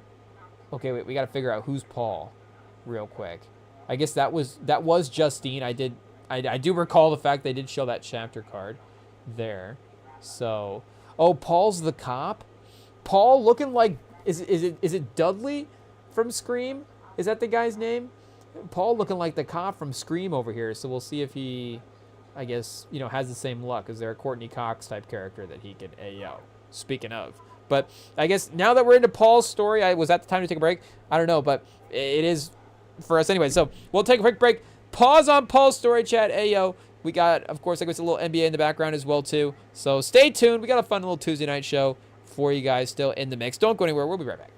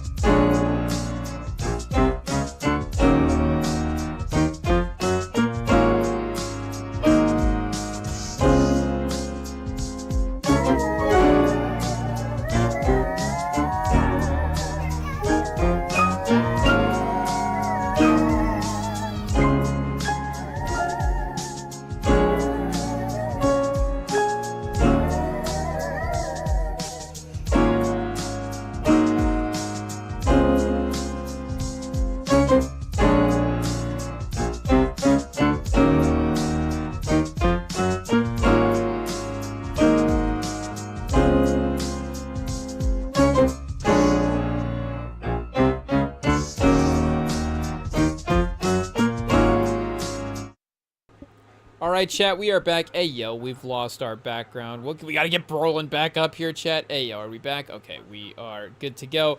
And we didn't forget about Paul as well, too. Hey, yo, we got Paul's story fired up, continuing to go. The next part of the movie. And I do got to say, again, in our limited knowledge, but I do feel like as we, as you get into horror movies, there are some more under the radar gems that maybe have been recommended that we've watched, but you're also going to hit some of a lot more of the mainstream iconic ones, the Halloween franchise and things like that. And again, I haven't seen a ton, but we'll just put that up as like a slogan on the ESPN. Like we'll get like an ESPN ticker, be like, Rem hasn't seen a lot of horror movies. He's talking about like 7 when he's talking about horror movies in general. But I do feel like the non-linear storytelling is kind of unique as well too. And again, for our generation, you would point to guys like Tarantino and Nolan as sort of pioneering that, and as guys that are, influential in how those storylines are executed going forward these days. But, for that to be implemented into this genre as well too, again, I'm sure on a lower scale it's been done, but, in sort of bouncing around multiple timelines, maybe connecting them in a more unique way is, I think, fun for the genre as well too. And I do feel like, again, this was a conversation I've been having with somebody, but and maybe not just this year is when this has started, maybe the last couple of years, but maybe this is a really good version of it. But I do feel like there was, for, in the 21st century, there was a run where the horror did trend into more, of the gruesome horror type of vibe, in maybe just the general violence, and again, just sort of the gruesome factor of it was what was the horror element to it, where, again, I guess that is scary, but it's not necessarily, I would say, super creative. And, again, what is scary about it? It's just like, okay, I guess somebody's, face got ripped off. Like, yes, that is terrifying, obviously. But this is, again, the execution and the pacing and the anticipation. And those are the things that I think make the classic horror movie elements great. Actually, I'm just basically, saying what I heard on listening to the Rewatchables pod that they just did. Their most recent episode in the time that we're recording this was on the second Halloween movie, and that was an element that they were discussing Carpenter talking about in regards to the first Halloween movie. Hey, a lot of hearsay here, chat, but that's what happens. So this pod said this about this story, and now this pod's saying about that story. But, Carpenter basically talking about the fact that he thought the MVPs of the Halloween movie were those, I guess, the elements that Carpenter was involved in. I guess, Carpenter also created the character as well, too. He's one of the pioneers of originality in these types of genres. But it was more about the fact that, again, the movies were so well paced and anticipated and so well crafted that it didn't necessarily need to be a movie about Michael Myers. It just needed to be a movie with those elements. Hey, did the cop just, get some heroin or something, chat? Hey, he just stabbed himself with some sort of a needle. So, either way, not good. Yeah, hey, chat. Speaking of Ethan Hawke and Trading Day, I don't know, was this Alfonso laced this needle with PCP? Oh, disconnecting the body cam? Oh, that's because he clocked him on the side of the head. Yeah, or the car cam. But, I mean, as we know from Rebel Ridge, chat, I mean, doesn't the cam start recording 2 minutes before any type? Oh, that's the sirens. If you activate the sirens, then you get the camera has, again, according to whatever cameras the police force in Rebel Ridge use, if you activate the sirens, the cameras pick up the recording 2 minutes before the sirens were activated. Which, fortunately, our guy Aaron Pierre was able to activate the sirens within 2 minutes of Don Johnson shooting, what's the guy's name? Not Ron from The Office. Roger? What's that guy's name? Is it Roger? Raj? They don't call him Roger. Roy! Roy from The Office. He shoots Roy from The Office in, the leg. I think hits him in a main artery. And Aaron... Hey, are we spoiling the movie at this point? Aaron Pierre has to... try to, again, get that camera activated to make sure that footage of Don Johnson committing that act is captured. But now we've got a little cop. I guess, does he trying to wear down the high? What's going on here? Did he kill this guy? One clock, I guess, to the temple. Hey, could be pretty devastating as well too. We might actually have to do. Okay, we're back to the plot check, chat. We got to confirm. We got to do we got to kill confirm here on Wikipedia and make sure that this whatever just happened, that guy died. So, Paul, I guess getting into some sketchy business, chat. You hate to see it. Obviously, we're not saying justified. I don't know exactly what happened leading up into there. That's the importance of the cam. That's what happens when you get Jalen Brunson versus Giannis on the other screen, and it's a 1-point game. But wait, is Justine the wife, the mistress? What's going on, chat? We have a blonde on the screensaver, but I don't think it was Justine.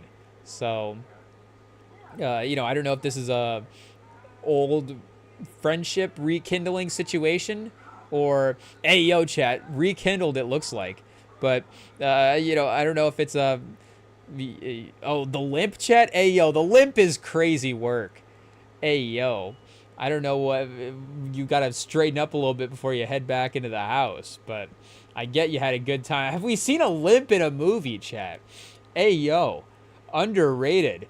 Shout out to, I guess, everybody involved in this situation. I don't know if that was maybe more of the police situate. Was that from the policing, chat? Maybe it was from the policing. I guess we assume it was from something else. But if it's not, I guess he could obviously use the policing as an excuse. So, I mean, if Krieger is sticking to some classic horror movie tropes, then oh, chat. Okay, so see, this is the Nolan Memento piece right here as well too. I guess we didn't necessarily hear everything she was saying when she was pouring tequila on Justine, but now we see that the lady pouring tequila on Justine is Paul's lady. So I guess, hey yo, we got the pieces connecting there. So again, Krieger maybe taking elements from those other creators as well too. That again, we'd have to go back and look and see. I'd be curious because that would be actually things that I would put again higher up on the watch list. Be like, ooh, how is the time element incorporated here? And I guess like Bones does jump around multiple timelines, but I think it's more like flashbacks, more so than, again, like, can we sort of have multiple narratives going on at the same time? Oh, chat, and he's the kid is back that this guy is chasing. What did this guy do? Hey, yo, so he's not dead. What happened to him? I guess we got to figure out. Paul Archer Graff, the father of Mitchie Sharp Matthew, begins his own investigation. Oh, okay, so Archer Graff, which, by the way, shout out to Brolin. Archer Graff is a great name. What is Brolin's character name in Sicario?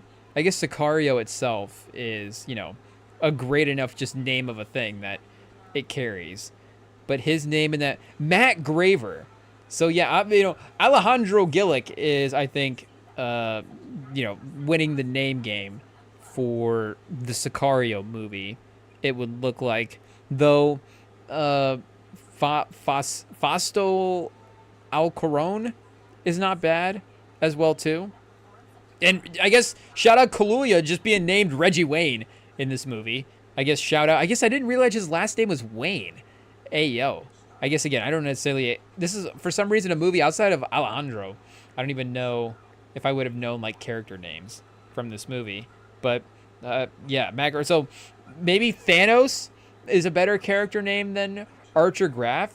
But Archer Graff is not bad. I guess. Hey yo, old country for no men. What's this movie called, Chad? Hey yo, what's his character name in this one? Ooh, Luluian Moss? Hey, yo. I mean, the problem is, again, it's the second best name in the movie. Obviously, Anton Chigurh is just one of the great names of all time as well, too. Just in terms of the villain, name, the villain sound for the name. I guess I don't know if it's rooted in anything specific that would, lend it to sounding, more evil. I don't know. But, just with the character as well, too, it helps it become a menacing name. That's happened before. So, but Lillian Moss is not bad. I mean, that'd be like a crazy tight end for sure. Maybe, I don't know, day 1 pick, but day 2 pick with like some like Tyler Warren light. You're like, I don't know, we could get Tyler Warren at first, or we could get Lillian Moss in the third. There's some value there. But end of the third quarter, the third quarter belongs to the Bucks, chat. Hey, yo, 93-88. They've got the lead. I guess 23 seconds left. Still an opportunity for a corner 3 or something for the Knicks. Okay, now the timelines are starting to ramp up a little bit here, or we just got a couple of quicker ones to knock out. Hey, yo, we got a James. Oh, James is the crackhead, I guess. That is, Ayo. I guess we just throwing around terms. What are we, Dave Chappelle, chat? Ayo, we're on Chappelle's show here. A shout out, of course, iconic. But we've got, I guess, Ayo, him mixing up all kinds of stuff. And I don't know, what year is this set in, chat? I think this is pretty new. Again, I guess we saw some laptops and stuff. But maybe there is some old school vibes to this guy as well, too. Ayo. I don't know if we got enough backstory for how he ended up in a tent. And it's not even a woods. We got, of course, like a little just tree sort of outpost area. I guess we don't even know where this is set at as well. Okay, Maybrook, Pennsylvania. So yeah, kind of the, tree-filled America. Hey, yo, enough woods around, but I don't know if we're necessarily in like are we in the Appalachian Mountains? Are we in, deep wooded territory just outside of the town, or just like a lot of property for some of these people. I don't know necessarily what the situation is. Oh, do we got a open car, chat? Hey, yo, taking a little kid's backpack out of an open car. Okay, see, this guy is obviously a menace. He does need to be taken care of. Oh, chat, he's gonna take the Switch? Is that a Nintendo Switch? I mean, what games was he gonna pawn the games? I think that's got to be the move, right? He's not playing this games out of the Switch. It's not even a Switch. Hey, yo, it's one of those like kids-only iPads. Some kids-only headphones. Yeah, chat. This is like $15, honestly. No? Yeah, this guy doesn't even want it. Hey, yo, he's like, nobody's gonna go into this pawn shop and buy this. I mean, hey, yo, 50? No way, chat. Hey, yo, I mean, I can do the episode of Pawn Stars for this guy right here. You don't even need to send out the top dog to negotiate for this. We're talking about a kid's iPad. Like, what can you do with this thing? Hey, yo, you can, again, this guy pulled one out of a car. You go find this anywhere. Hey, yo, pull one out of some other person's car. They'll go find another one. Like, it'll be fine. Is there even memory on that thing? Is there even like, I lost my kid's progress to my game? Like, hey, yo, I don't even know what's going on with these kids' iPads. But, those things are like, they feel like bottom tier technology, honestly. Shout out, 2025, obviously, in the grand scope of things, it's great. If we, I'm sure there's an era we can go back to and drop in a kid's iPad and it'd be revolutionary. It'd be like, whoever has this controls the world. I don't even know what brand they are, but it'd just be like, this is the most powerful person in the world now. This guy's got Clash of Clans and this iPad's like mapping out his battle strategies. But in 2025 or whenever this movie's set, modern day, the value I feel like has been decreased a little bit. So, and I think it had a cracked screen as well too. So do we even have power? Was it even on? No charging cable? James, is this James? I forget his name. James is gonna have to do a little bit better with his pawning, hawking selection, I guess, curation. And he was chucking stuff out of the backpack. Like, if you're gonna hawk the backpack, like, do you just sell the whole thing? Like, I don't know. Are you worried about like, hey, yo, is this stolen? Like, hey, you're at a pawn shop here. Like, I feel like you're what else is this guy doing but handing out cash for quick deals? So I mean, you just give him the whole backpack. You're like, can you give me $20 for this backpack? Like, I don't know. It's better than nothing. And then you kind of, the iPad's buried in there. It just becomes a thing. Like, again, the backpack itself maybe has some value. So, yeah, he didn't even, where's the backpack at? The backpack might have been the most valuable thing there. Oh, chat, this guy doesn't stop. Hey, yo. I mean, what do we got, like several car attempts and several house attempts here? So I guess it's raining. Are we trying to find shelter? I don't know. Maybe the tent at this point is not going to cut it. I get it. You shout out. Hopefully, we don't want necessarily a man to be out there struggling. But this guy is, there's still sunlight in the rain. Like, this guy's 4 houses in at this point, and, it's not even dinner time. So he's really 9 to 5 in this home break-in situation at this point. Honestly, a career home break-in guy. Oh, Chad, he's like sneaking through the window, banging the window. I don't know. It's intentional at this point. So it's clear that maybe this guy is not gonna go down as like the most elite robber in movie history, and again, maybe not even the most effective as well too, unfortunately. So I don't know. This house, the fact that we're in this movie. That some poor choices are going to be made. This is not the house probably you're going to want to have broken into. Hey, yo. But is he just going to get in bed, chat? Hey, yo. I think that's where we're headed. I don't. Do we scout this out? Do you see if anybody's home?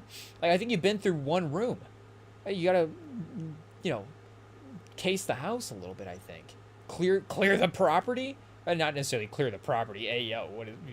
Again, I don't know if this guy's tactical like this, but I feel like you gotta at least check and make sure that there's not gonna be any overlap, and make sure you're gonna be okay. for hanging out. I mean, I guess I'm not necessarily one to break in for houses and figure out how to stay the night, but I feel like rule 101 for breaking in a house to stay out of the rain would be, well, I guess maybe, I don't know, but I feel like a good rule would be, is anybody home? Or you have to go, speaking of Eddie Murphy, chat, hey, yo, Beverly Hills Cop 2, you got to go construction site. Because rain, at this point, it's probably not going to be totally perfect. But at least, you're structured and maybe the crew is gone as well, too. You can hide out. Oh, chat, so this is definitely, is this 25? I don't know. That's another sort of old game set. The problem is, again, 2025 nostalgia is definitely a factor. Oh! We've got the parents just sitting there on the couch, chat. Hey, yo. That would be a freaky situation on like 6 different levels where all of a sudden you've got a home break-in and now you're caught. So you're like, oh, man, my heart skipped a beat there for a second. I'm not, as a home invader, you're like, I'm not going to lie. My heart skipped a beat when I saw you. And then now all of a sudden you're like, wait a second. These people are frozen? So that's kind of a relief that I'm not caught. But also, wait, why are these people frozen? So again, I feel like that, like what's worse than getting caught in a home invasion is breaking it into a house and the people are frozen, maybe. I guess, but, again, this feels like it could go bad to worse pretty quick. So the kids are definitely, gonna be like, they're gonna be the initiators of something here. Obviously, they're the ones that have been. Well, are they still missing? Maybe they're still missing. Again, that Matthew, the interaction with Josh Brolin and his kid, there was definitely a dream situation. Hey, yo, why are we still in this house? It is what, I mean, shout out to Krieger chat, where this is old school bad decision making. We've got him going into every room now at this point. We've established that, oh, is he going to go in the basement? Oh, no. What are we doing? I mean, this guy deserves it at this point. Gurgling, chat? Hey, yo, it just said on the closed captioning, gurgling. I mean, hey, yo, pause. Like, you don't want to ever go in the basement and hear gurgling. Oh! Jackpot! Hey, yo, chat! Oh, Krieger's in his bag again. That was worse than the other one. I'm not going to lie. The Brolin situation, I think because they had established that there was visions before, it was easy to just like be like, oh yeah, he's having, the same situation, I guess, that Justine or whatever was having. She was, having some weird dreams. But that was not a dream, and the parents are up! Oh, chat, the parents are up! I don't know what's more terrifying, Giannis, in transition, or these parents going at James right now. Would James rather be playing for the Knicks second unit or, in his house? Hey, yo, he makes it out. So they close the door. They're definitely, they're definitely bunkered down in there. They're not going to chase him out of the house. But hey, yo, chat, now I'm not talking about the character. Our heart skipped a beat. Hey, yo. Shout out Krieger, chat. He's in his bag. He's doing good so far. I am not going to lie. I feel like we entered this movie, pause on, whoa, hey, yo. We are now watching this movie on like this weird, again, sort of full cycle. And he did, I guess, successful trip to the house that time. He's able to, able to pawn a couple of things off and report a missing, literally a jackpot, 50K, chat, for some information on these kids. I mean, I don't know if they're, what the viability of collecting this 50K is, but, again, hey, yo, turns out the one guy that is going to find the information is going to be a guy breaking into houses. But hey, I guess you're going to need the whole city to, pause. Hey, yo, the whole city to come together is crazy. But the whole city to rally together to try to figure this out is definitely going to be a necessary thing. But yeah, I guess what we were saying, we're watching this movie, of course, on the other side of the expectations, like we were saying. So we're like, okay, I guess why were people saying that it was not what it was? But I feel like it's checking every box at this point. I guess people were saying the ending maybe did go in a little bit of a different direction, and I guess, I guess at this point as well too, they haven't really established a clear, big bad or anything. We're still kind of set up. We know the kids were missing. Now we found them. Something's weird, obviously. They're all tripped out, frozen, and I guess, James in the woods. Broad daylight as well, too. What is this, prey, chat? This is a scary situation. Woods at night would be bad. I guess, did I hear speaking of, was it Simmons saying Stranger Things? Oh, and there it is, chat. Okay, I guess speaking of, we were saying iconic characters, this would be the character, right? So we've got, who is this Pennywise knockoff over here waving it? I guess is hiding in the tent the move? Is this zipper really going to keep this person out? I don't know. Do you have a weapon in this tent that you can use if you need to? Are those bongs, chat? Start chucking some bongs at this lady if you need to. But, I guess terrifying level, that is a nice creepy introduction there. And a good point in the movie, like we were saying. We're like, okay, we've got some setup here. We've got some characters. We've got obviously some intermingling stories. Like, where are we taking this? So the perfect time to bring in wherever the story's going in that main bed. Oh, chat! And he gets a cop right in the face. Oh, it's Paul! Paul! Back-to-back needles for Paul! From James, chat. Oh, no. Oh, he's gonna get the shotgun! He's gonna get the shotgun! Oh, chat, that might be a pause, but... I mean, Paul is livid, chat. If I was Paul, I guess... We got a mix of substances for our guy, James. Make no mistakes. James, not limited to one substance. It is what it is. I guess that's what probably puts you in the tent. So, Paul at this point as well, too. Paul's gonna be an addict to some strange things by the end of this movie. Even Ethan Hawke, I guess multiple, scenarios outside of drug encounters. But still only... okay, chat. What is this? The 80s? I guess this might be said a little bit later, but where are we going, chat? Paul throwing us off with some questions. I guess you gotta make sure to some degree about some stuff, but Paul not taking any chances here. So where are we going with that, chat? It is what it is. Oh, Ethan Hawke, only one drug laced pipe. It is what it is. Not multiple syringes stabbed. I guess. Would you take multiple accidental, not maybe multiple accidental, but would you take multiple drug syringes or one PCP laced pipe and one almost getting your head blown off by a shotgun in a tub by a Mexican gang?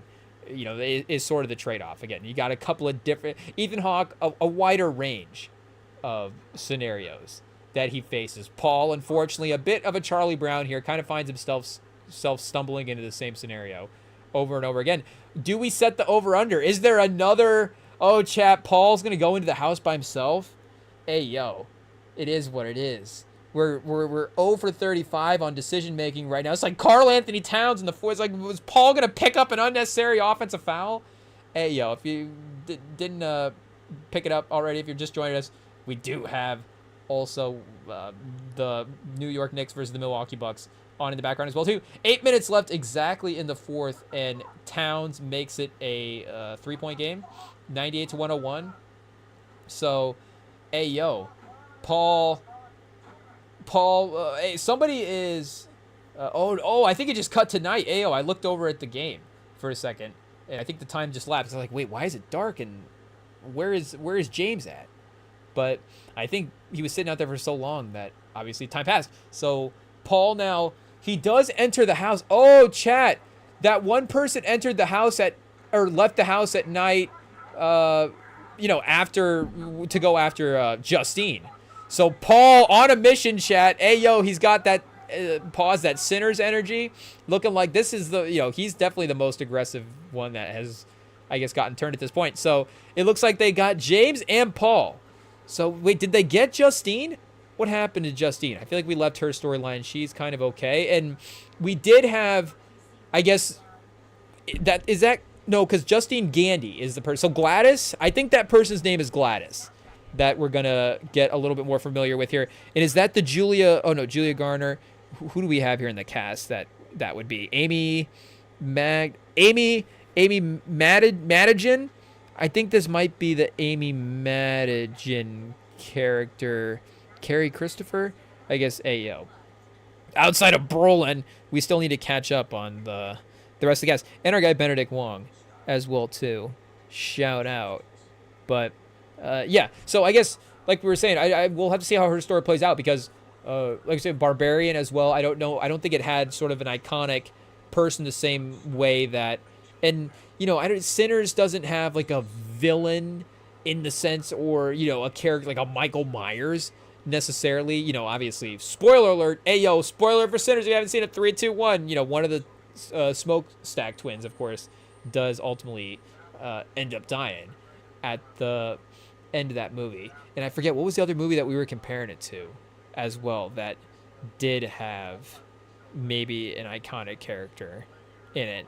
Oh well, regardless, it is what it is. But the whatever movie, having in the horror genre that type of person is an extra level of thing that I think lends it to that sort of kind of cult classic thing. And again, this is obviously commercial success as well too, but to have sort of that extra legacy of living on. I was stumbling over words there because I was thinking of Long Legs while I was saying that, because again, there is and that's I think another movie that we need to put on the watch list, but it's a movie that's definitely regarded as a good movie, especially in the horror thriller genre for the 2020s, one of the more recent better ones that we've gotten. But again, the actual character of Longlegs, and again, having not seen it, I don't remember if chat and Brunson just went down. Oh no, is that non-contact? What just happened? Hey yo, hopefully, is it a cramp, chat? He's, I guess, kind of going hammy, sort of inner leg there. Pause. Like, we'll see if it's maybe like a stretch or something. But hey yo, hopefully we're not another non-contact player going down. It is what it is. Oh, and now we cut to Wong's story. Hey, yo, so he had his face tore up pretty good there. Of course, we're going to see that he obviously... Oh, and that's where he left Justine, he was getting terrorized by Wong, or she was getting terrorized by Wong. And he that was getting terrorized by Wong there would have been Brolin, because that's where we left Brolin as well, too. So I'm sure when we get to the end of Wong's little chapter here, that we will get back in the mix for the other sort of main characters as well too in this story. But like we're saying, we actually see him later with some like positive physical damage there. So chat, and we see the colors through the window. Who is this character? Ooh, chat. This is a creepy... Yeah, okay, Gladys. Ayo, so Wong is Principal Miller. Shout out. Why is Wong so happy to see? I guess we're missing storylines about what Wong knows, potentially, in his knowledge of the situation. But, ayo, so Krieger, this is not based off of any... Yeah, directed, written, produced, and co-scored. Whoa, we've got, speaking of Giannis and Jokic, chat, in the box score in all of the categories for Krieger in this movie. Did he Tarantino self-cast him? He should have, honestly, just like randomly, like he could just be like an attendant at a store or something. But, and Ayo, do we check, when do we get Gladys introduced into this movie? 1:14? Okay, so a little over halfway, about 60% of the way through the movie, but again, I think it does a good job of setting up. I feel like we got the glimpse of her there a couple of minutes. So I guess, we could even go back to see when the first actual sort of on-screen appearance. I guess, maybe even earlier as well too, when she gets the lock of hair, unless that was apparent or something. But judging from the silhouette of her haircut, it was her. Oh, and is she a caretaker for that family? I think that's what she's saying. So, if she got into the mix as a caretaker and then corrupted everything, that would make sense as to why their house is sort of the foundation of everything. I guess we'll see how she got into the mix, I guess, in terms of getting with them specifically. If they just bad luck, unfortunately we got the wrong caretaker. That's obviously worst case scenario, more so than like they were up to no good and then summoned somebody. But, it's like, okay, there's an excuse there. But otherwise, like, oh, worst case, you just happen to have Gladys as the person you get in the Craigslist. And maybe it's why you don't go to Craigslist for the caretakers anymore. I don't know. We need a Gladys chapter at some point. How did the parents get Gladys? If we are understanding, I guess, the story correctly for how she's laying this out here. But I guess, yeah, so he did create this himself as well too, and it does look like it's saying here that he began working on the spec script for weapons after the critical and commercial success of the film Barbarian. So, after 2022, he started working on this film. So I guess, again, I would be curious to see what he has said about maybe the inspirations in creating this character, because, the first name that jumps off the page, the first thing that, comes to mind in seeing the costume design for Gladys here is actually Heath Ledger's Joker. And there is, I guess obviously a clown crossover for sure in sort of the Clown Prince of Crime. Is that the Joker's name there? If I'm getting that right. But again, that's obviously just an aesthetic that he carries. But the sort of whited out, I guess I don't even know if that's the right way to phrase it. But, obviously what we're saying, the painted face there, and then the crude red lipstick, the way that is, being worn by Gladys is definitely very Heath Ledger-esque. And, I would say even the red wig, like Gladys is literally just Heath Ledger when he's the nurse going to see Harvey Dent in the hospital before he takes off the wig. I think Krieger was watching that scene and was like, what if that was a villain for the entire movie, was the Joker in this wig? Because I think that's kind of that's what I'm seeing in the costume design here for, I guess, the face for Gladys. So I don't know necessarily what the aesthetic in the outfits are going to be designed off of. Again, I don't think that's really a Joker, because it's not a Joker colorway. Respect, he could have just been like, okay, Gladys is going to wear purple and green, and it's going to be what it is. But, we got red and blue and orange and some different stuff going on here. So I don't know if that's, the Pennywise influence or whatever. But, hey, shout out. The Heath Ledger Joker sample is crazy, chat. We love to see it. I mean, obviously, rest in peace, the legend. One of the greats. One of the greats, chat.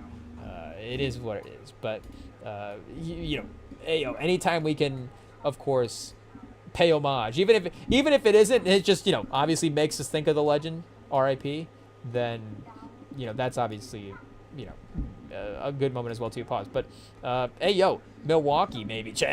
Quick, Milwaukee, 4-point lead still, 4 minutes left. Can they close out the game? I guess, did Philly win? Philly didn't win because they were... Whoa! They had it tied, chat. Another jump scare. Philly came back. Pause. And I guess the Sacramento score didn't update there from the last time that we saw it. Ooh, Philly did win. 4-0. Shout out to the Washington Wizards for losing this game in overtime. A brilliant win in the tanking cycle. So they don't need to make the playoffs. They made the playoffs. I'd be like, whoa, Washington. Sarr. Unbelievable. But Sarr with 31 on 20. A passing of the torch? I guess we said that earlier. But, I guess just to reinforce the fact that it was a great performance by our guy Sarr. Does Embiid have a torch pause to pass? Whoa. At this point, it's crazy. But 25 for our guy Embiid. 39 for Maxey, which we should have gotten Maxey to lead the league in scoring. Can we bet that at this point? I know this site, of course, shout out Basketball Reference, is not going to be updated. Whoa, chat, what's happening to Gladys? Wait, why is Wong looking up? We might actually have to go back. What just happened? Wong started tweaking there, chat. I guess Gladys wasn't exactly in the room. Oh, he was on the phone? What happened?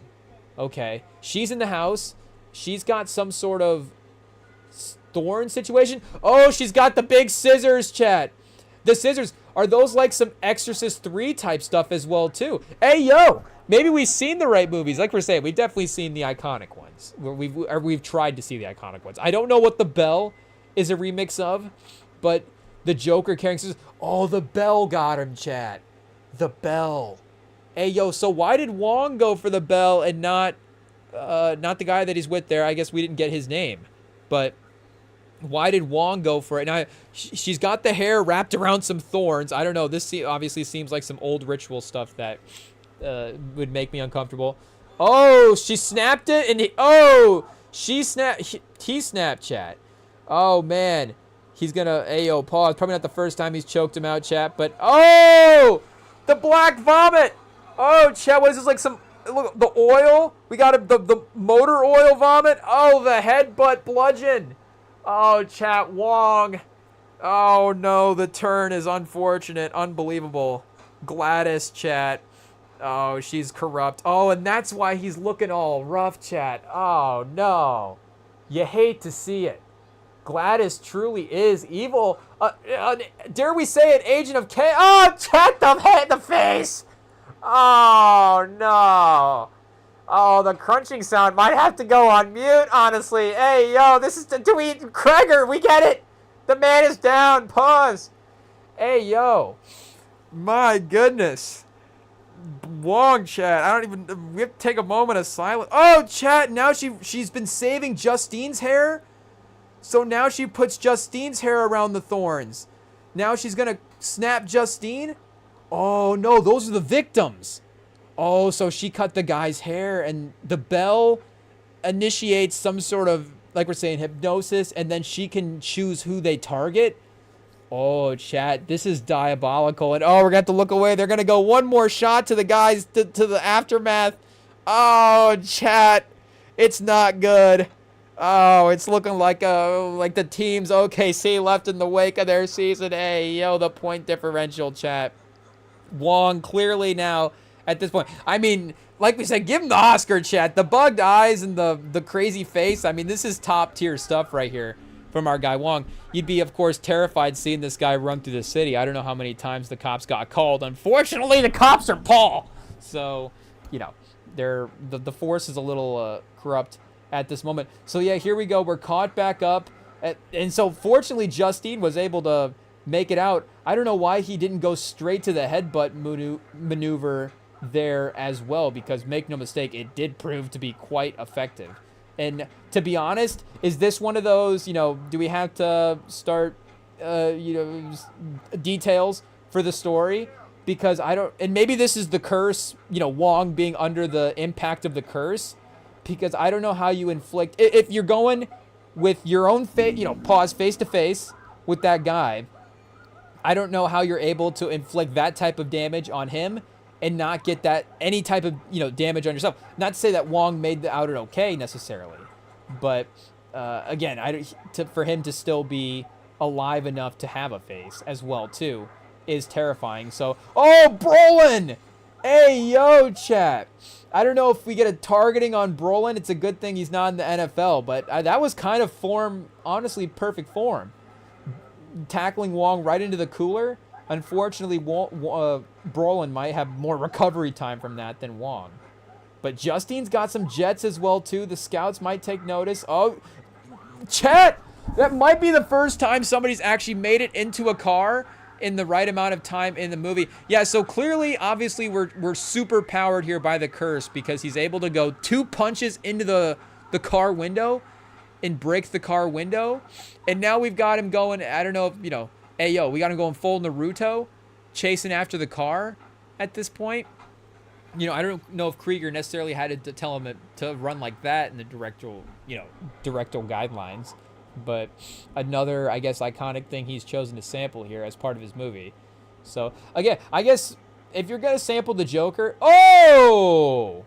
Shout out to the car in the intersection there taking out Wong. I mean, definitely somebody going to be like, oh, man, I can't believe what I just did. But when we retrace the steps, it's actually going to be like probably putting him out of his misery was a good thing. Oh, chat. Hey, yo, we've got a shoe off to the side. You don't want to be taken out of his shoe. Oh, chat, this might be another look away. Oh, chat, Wong got... Yo, no, chat. We got trauma. Wong kind of got what he had, pause, coming there for a second. I don't know if, again, it was necessarily his fault because he was under a spell.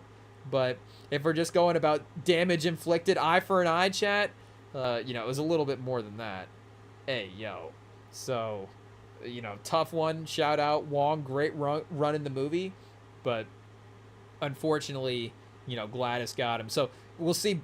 Is Brolin going to get got at this point? Will she get a piece of Brolin's hair? Brolin does have some locks in this one. He's always, down, pause for, he's always some flowing hair. I was going to say down for a little flow, but pause. Hey, yo. He's always had a little, he's always had some wave to his hair a little bit. Never necessarily, been slacking. But we'll see if Gladys is able to get a little bit there. And, again, her choosing her victims as well, too, is going to be a little curious there. Maybe, unfortunately for that one guy, he was just kind of a practice run to see if, just to test Wong's effectiveness, maybe just to eliminate a witness or something. But I'm sure there's a greater reason for obviously targeting Justine. And that is also, again, a different sort of element to what we've seen with the kids as well, too. I don't know, is she going to use them in, is she going to get a bunch of branches together and break those, and now the kids are going to go run terror on the city?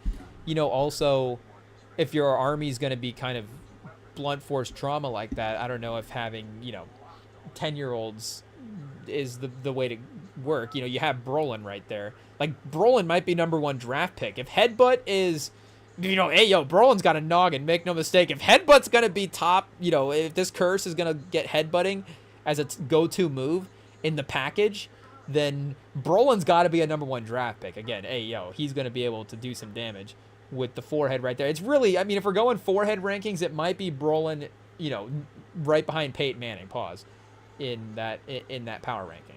Obviously, if Peyton Manning was in this town, if Peyton Manning was calling a game, I guess Manning cast, they don't travel. But if Manning camp was in Pennsylvania one year for some reason, if they're doing a training session, then, Gladys has got to get Peyton Manning. Make no mistake.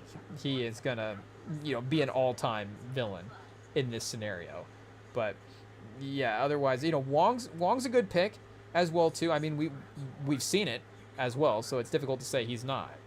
But Brolin, I think, is clear. And, Brolin over Justine as well, too. So, again, we're going to have to see what the purposes of of Gladys's plan are here and what she is trying to accomplish in this town. And also, kind of suburban middle America towns. I know Pennsylvania is kind of our, we're kind of pushing middle America there, but still vibes-wise, obviously. And, again, just the vibe of the town. Does it have a little bit of a Haddonfield type of vibe? I think it might. So, again, we see a lot of iconic elements here. Maybe I'm just trying as well, too, to notice these things. Again, I'm getting into horror. Hey, yo, it is what it is. But, that's also the fun of these types of things as well, too. And, as much as we love guys again, like Nolan and Coogler, not to say that, again, this is original, but it's all aspects of it. It's totally original. Hey, yo, how many degrees of it are there? But it's the remixing of the past, and then, there's actually the literal rebooting and remaking and that type of thing as well, too. But I would say those would be the 3 stages. We're definitely going to think of a 4th one as well, too. I'm sure we'll cook up as many degrees as we possibly can. But, that does seem like it covers a pretty good amount of the types of content that you can make. You got totally original, remix, or remake.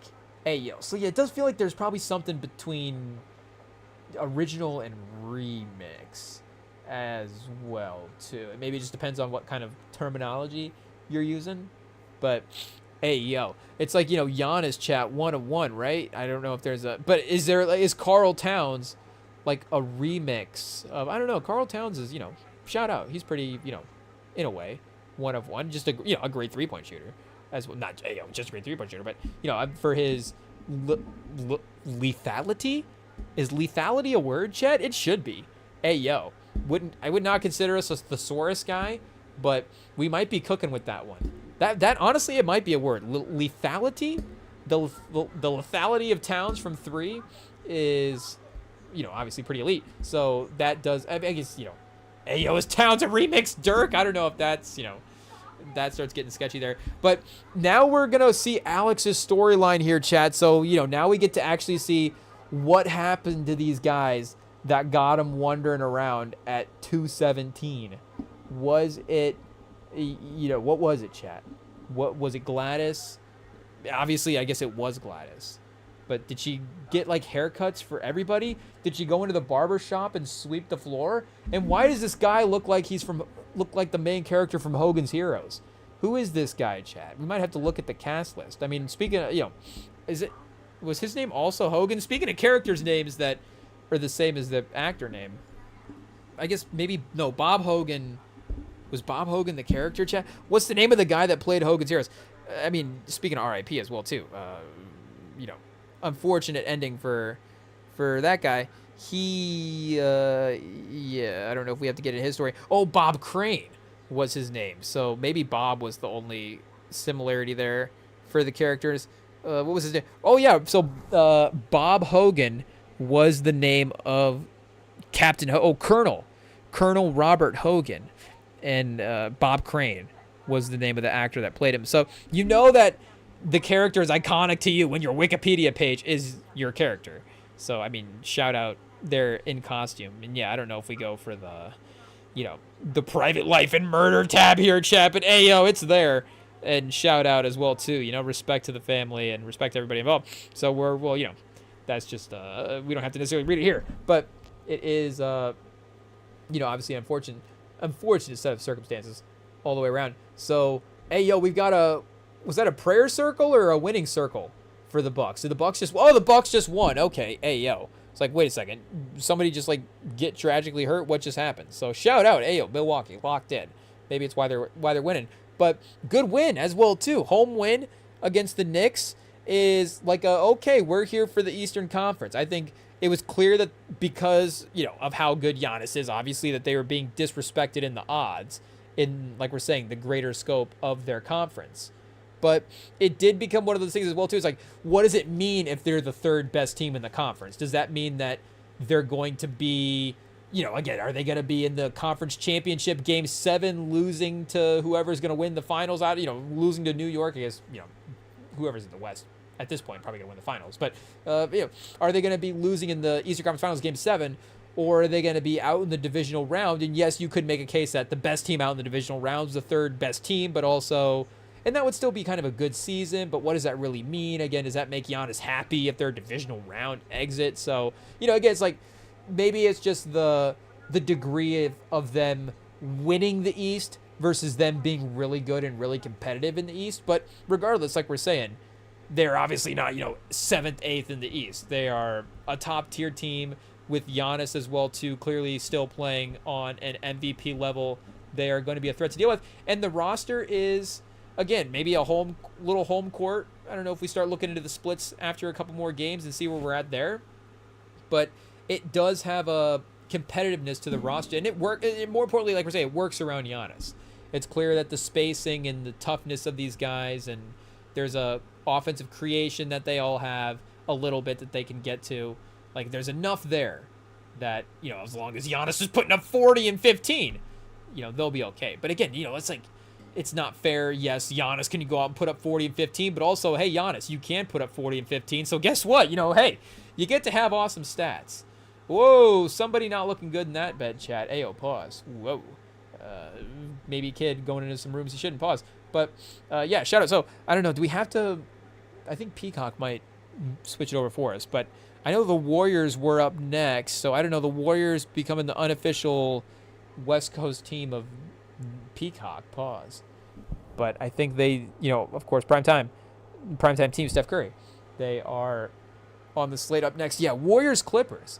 Make no mistake, the Clippers actually might be the team that, and, do we have to prop up the Spurs jersey? We're not necessarily always the most, like, hey, let's watch Kawhi Leonard games.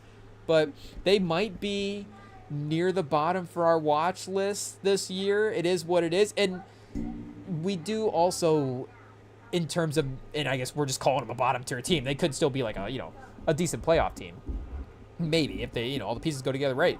But if they were going to be a bottom tier team, because they don't necessarily have a lot of upside type talent, and then, you do kind of know what you're watching a little bit. And then it's like, is this team even going to be there in a couple years? What is, just like, what is the point really of even watching this team if we know just like we're at the end of it. But regardless, if they are, again, a decent team, and if, some of these national games will be at least an excuse to check them out there. Who was, somebody just walked up and started pressing this kid when he was standing there waiting. So I guess, are his parents trapped now because nobody picked him up? It looked like he was standing there waiting there for a second. We're still on Alex's story here in the weapons rewatch. So I guess, will he go home and see? We'll see if we're at the point where if his parents are frozen on the couch yet or not. Okay, camera pans to the couch. No parents, I think. I don't know if this is a multiple couch type house. It's pretty nice, but looks like they might have one room dedicated to that type of setup. So I think we may be good for now. Oh, we do have somebody with a back turn, though. I don't know. Uh-oh. Nope, they may be frozen. They are definitely a little bit more low-key than normal. Oh, Gladys. There she is, chat. I think Gladys is up to no good at this point. She's definitely, the kids. I love the kids, but that doesn't seem to work out good as well, too. What's that movie with Octavia? Am I getting her name right? Octavia Spencer? Hopefully. Is that Ma? Shout out. Hopefully I'm, again, getting her name right. She is iconic. Okay, 2019. Octavia. Okay, I just, wanted to get 100% there. The first name. Yeah, she is, because I haven't seen that one, but from the trailers, they're like partying at her house and stuff, and she's like the cool one, and then, and then it turns. So I don't know if Gladys is, again, going to have that turn, which I guess she does right there. Hey, we may have to skip back or something. It did look like the kid was upset about something with his dad there. I don't know if she did something or I looked away there. So, it is what it is. Do we have to plot refresh your chat? And make sure we're caught up. Check back in. On patrol. Oh, Justine's ex-boyfriend, Paul Morgan. Okay, that does feel a little Scream-esque there as well. Like we were saying. A vagrant drug addict, James. He gets arrested for attempted burglar. Paul pricks himself with a syringe. Knocks James out, utilizing his dash cam to record the assault. Paul releases James, making James promise they will not see each other again. Okay, yeah, we got that. He goes to the house. Paul emerges and drags James into the house. Okay, we got that as well, too. James later... wait a second. James later burglars Alex's house and finds the missing children. Oh, okay, wait a second. I scrolled back up. I was like, whoa, what happened? James got back out. Okay, after school, we got the Marcus storyline there. He's pursuing... Justine. Archer confronts Justine. Marcus suddenly appears. Justine flees. Archer shares his finding with Justine, who realizes that the children were running toward Alex's house. And then in the flashback, Gladys comes to live with Alex's family and is revealed that she is a witch. So she is just a legit witch. Oh, whoa, there she is. She's doing witch stuff, chat. She's got a little get up here. I guess, was she not doing witch stuff beforehand? But I guess, to put a label on it. And they did have that written on Justine's car as well, too. So I don't know. She's trying to maybe pin this on Justine. Make her the fall guy for this. Okay. She snaps. Oh, chat. She's got them inflicting some self-damage. Oh, this is not good. Oh, chat. You don't want to make the kids see this. The parents stabbing themselves. Gladys, you're a menace. Cut it out. Okay. So you drop it in water. There is a stop. There is a stop. If you drop it in water, it will control it. Okay. So, I don't know. They're going to have to throw Gladys in a river at some point. Maybe if that melts her down. Does he sample the Wizard of Oz in this movie? A little, water on the witch. Pause. And she'll disappear at some point. Is that like witch lore? Because speaking of sinners, we weren't necessarily all caught up in the fact that in the vampire lore that vampires had to be invited in some cases.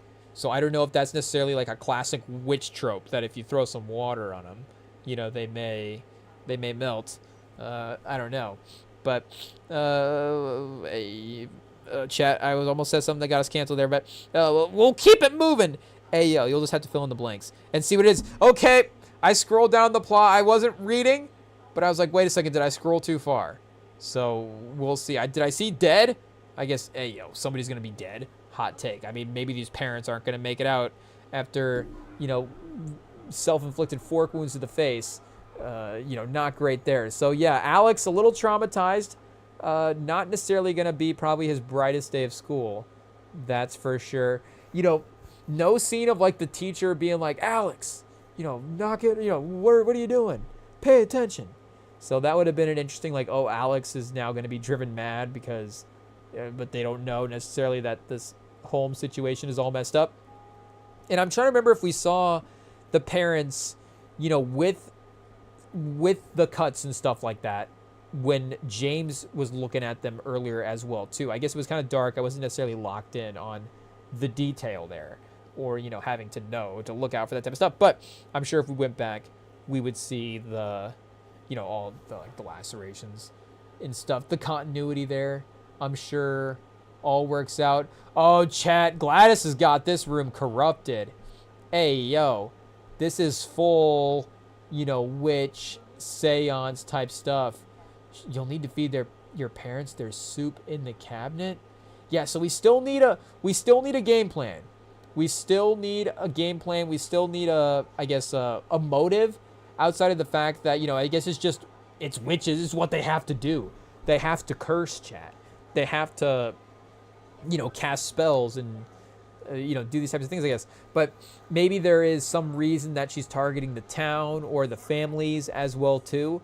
We'll have to see if there's maybe like a generational thing here that is going on. Does Gladys have generational trauma, chat, that she is trying to work out, on this town? Pause.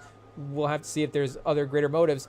But again, word on the street, ending maybe a little interesting here. So the pivot, everything's been kind of straightforward so far. We haven't necessarily branched too far off the beaten path. We're able to sort of comprehend everything that's going on. So we'll see if the sort of final pause Zach Krieger touches will, where the creativity here goes in the ending of the movie. But, and Grimes, chat. Quick pivot back to Grimes. 23 points for our guy Grimes tonight, so he didn't do too bad as well, too. Edgecombe, only 14, 4 for 12, but, it's going to be game to game with him as a rookie. Getting this figured out. Oh, we got a minute to go before we get to Lakers-Warriors. Okay, so I guess NBA break. Do we have, is the World Series on? Can we pirate the World Series and throw that on real quick? Oh, top of the ninth. Oh! Whoa, the Blue Jays. Is the series 1-1? Oh, no, the Dodgers. That's right. They got that last game in like a crazy, it was like 14 innings. Or I don't know exactly where it went. But so maybe just the toll of winning that game. But the Blue Jays responding with the strong victory as well, too. I guess, both teams, I'm sure, had pitching stuff. Again, I don't know the depths of the both lineups, but maybe the Dodgers were having more problems with it bouncing back in this one. So, at least the Blue Jays keeping the series alive, going to Game 6 is fun, and pushing the Dodgers just to 6 in general. We're not cutting them off at 6, saying the Dodgers are going to win the next 2. But, again, with the playoff dominance that they've had, and I guess more so with as good as Ohtani has been, it's not necessarily, wouldn't have been super surprising to be like, oh, yeah, no, the Dodgers got this one at 5. Again, I don't know the full rosters, but Vlad as well, too. We got to give him his credit for his team being up here. Again, I guess I don't even know if he's been the best player in the series, but we're just going to say he has been. Oh, and here we go. We do have hockey tonight. So, NFL, let's get a Tuesday night game in here. Back-to-back sports equinox. Is it just one continuous equinox? I don't know how that works. But, maybe Gladys is got like some some sickness. Yeah, I was going to say maybe there's like some immortality type of stuff going on here. Would you like some water? Water won't help. Ooh, maybe chat. Maybe this is Wicked Witch of the West type of ordeal. She's been sick for a very long time. Oh, okay. Okay, so yeah, again, this makes sense. A sort of, you gotta, I guess, feed off of, I don't know what, blood organs, just youth. Hey, pause. Like, whoa. Like, what is she going to take from these people, Ayo, to keep this going? But now I guess that is like sort of vampiristic a little bit. I don't know if that is, again, a witch trope where they have that immortality sort of factor through, getting it through other people's life. Ayo. It would feel more like they would be maybe under some kind of spell, and then, ayo, we break the spell, and then we find the spell that like eliminates the witch for forever. And then I guess ayo, is like some Harry Potter universe is the only universe where witches and wizards exist? I don't know. But again, I feel like that does feel a little more standard, where again, you see him or Krieger here sampling other things. And to be honest as well too, not only sampling the iconic villain Heath Ledger for one of Gladys's looks, but I think he also sampled Gollum a little bit for the other look here, because Gladys in sick mode looking a little Gollumish. Ayo, obviously, ayo, we tread lightly, but specifically the way that the sort of the long braided single dread situation, and then I guess maybe even some similar, minimal garment situation. I don't know, Gladys. The Gollum Heath Ledger combo is a fun one. I don't know if there's like a two, more random villains that we could put together for a look. It's like, what, ChatGPT, give us a villain that looks like Heath Ledger's Joker in Gollum. DM us at REMINGTOM Pod and let us know what the villain combos that you want to see are. That would be like, super, super crazy. Do we got to go like, what's the tiger from Kung Fu Panda? And then, I guess, I don't know, we start going animals here would be crazy, but, maybe we keep it just human on human. But, like Anton Chigurh and the tiger from Kung Fu Panda would be, I don't even know. IT might have to cut that out. But, okay, Justine is trying to, make sure Alex is okay, talk to him, see what's going on. So obviously, she's a good person up until this point. I guess I'm trying to remember. Did she do something? I guess the alcoholism earlier. I don't know if that's, in horror movie territory, is alcoholism enough to get, I don't know. But because Paul, I feel like, I guess, Justine was on. Justine and Paul were getting they were getting it on, both of them. So yeah, we know the classic horror movie tropes. If you bust a nut in a horror movie chat and you're probably going to get busted yourself. So I don't know if that's the saying. Maybe we could get a little more creative. We gotta workshop a couple of them. So, but either way, I guess Justine, main person as well too, would be a bold take, bold elimination as well. But now we've got Alex doing the dirty work here, chat. And I guess if he's trying to save his parents as well too, obviously becoming more understandable as well. But 2:15 on the clock for him now. He starts to wonder out. So a couple minutes from 2:17. So is 2:17 just actually, it was supposed to be 2:15, but it just took a couple minutes for everybody to kind of wander out of their houses. So it really ended up being 2:17. That's kind of funny if that's actually what happened. But Gladys, okay, she's got the Gollum look pulled back together. Honestly, Gladys, get that Joker look going back up there. Hey, yo. Gladys and the Joker look, chat. Oh, spitting? I don't know. Haley Steinfeld? Not quite. Top 5 spits from movies in 2025. Haley Steinfeld 1, Gladys 2. Or maybe a different order. Oh, the bell! Yikes. You don't want to see the bell. I guess Alex, maybe a little more tame reaction here. We'll see. And the kids were, James and Paul obviously found the kids after this moment in the story. So I think, this is kind of the main, this is the big selling point moment, I guess, in the story.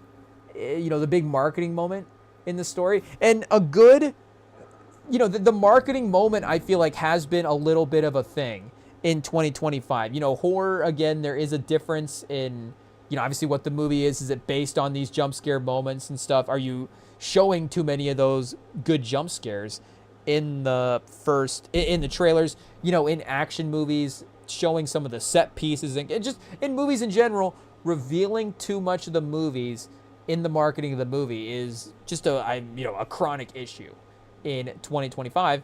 Even the last couple of years, I guess just this era that we're in, I guess.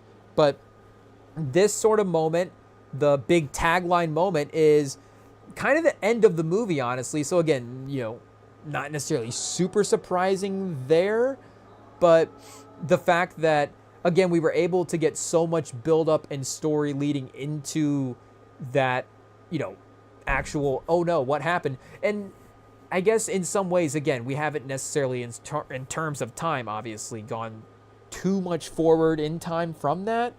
But, okay, and shout out Gladys, cleaning the parents up a little bit. Hey, yo. I guess, so they did have a little makeup on when the parents were, hey, yo, were they in a meeting? I guess, hey, yo, chat, this is going to be another attention to detail moment, because even with the makeup, you're going to be like, you got a couple scars there, Bob. I don't know what's, I didn't notice just the amount of acne damage you had beforehand. But, I didn't realize the zits were that bad in high school, Bob. But I guess that would probably not be a conversation that you would have. Is that a go-to conversation starter? But, oh, she is taking hair from all the kids. Okay, so is she going to send them back out then? And then, because they weren't, again, we didn't see them earlier in the movie actually with the people. We've got Gladys dressed back up in the Joker garb, and that and the Joker is a little bit like that as well too, where the garb does kind of hide. I don't want to say the Joker is I guess it does reflect Batman in the way that they are sort of stronger in the Joker garb. Obviously, the Joker, I think, is even more all the time Joker, not necessarily even the two personalities, like maybe a Bruce Wayne Batman situation. But again, in terms of healthy, or whatever sort of front face villain persona, and then which evil, gross, sickly side as well too, is, like we're saying, good balance and just the good contrast in the way that she is, again, costumed out and stuff, is really good. And I guess it was just the one class as well, because he is in school looking like a couple of classes. So, oh wait, does the kid come home?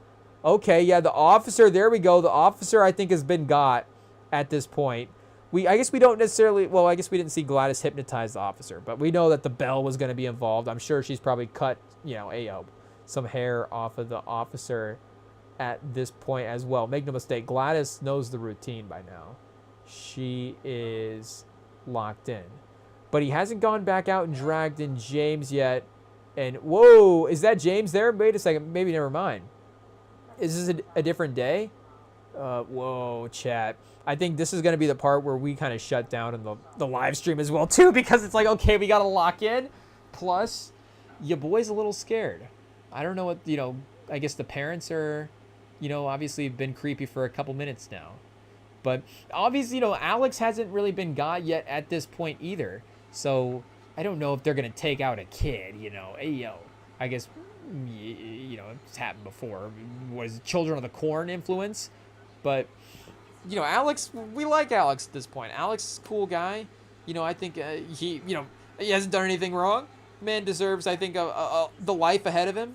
Poor Gladys just wanders into his home, and, all of a sudden now his parents are, stabbing themselves with forks, paws, and it's tough couple days for Alex here. So, hopefully Justine's, and I guess Justine and Brolin as well, too.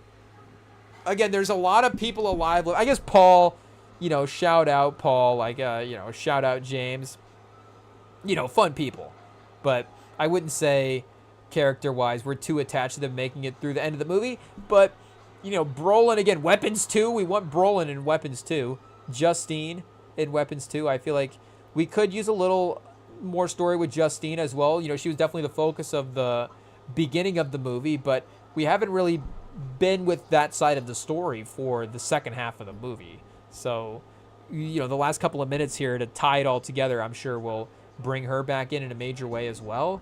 But, for, like we're saying, in maybe a more typical linear fashion, if we're driving the story through her character, again, obviously we're just going to be spending more time with that character. So I love the balance and the fact that we've had the fact for these actors and stuff to shine, but also, again, the flip side is it would be fun to, flush out a full story with the Justine character as well too. How many more, chaos into alcohol scenes do we need? I don't know, but I'm just saying again, there is a sort of way of the movie where it follows them a little bit more. So yeah, we're back with Brolin and Justine. They've advanced outside of the gas station at this point, I guess. Oh yeah, we know what happened to Wong. He got hit by the car. So yeah, okay, lock back in. We know what's going on there, but outside of the house, and only a couple of minutes left, it's about to go down. The door is open, so we know that they haven't left the house outside of night, and the sun is going down. So this is, I guess, whoa, they're at the door. Are they going to watch him drag James into the house? Okay, so they're going to see maybe this go down. At least they're going to get a warning that something is potentially going on. You can make a call and just say, hey, let's get out of here. Oh, no, Paul goes back in. Okay, it's a little bit darker, I guess, when Paul goes to get James out of the car. Brolin, has he got, hey, yo, where's the shotty, chat? Where's the 12 gauge?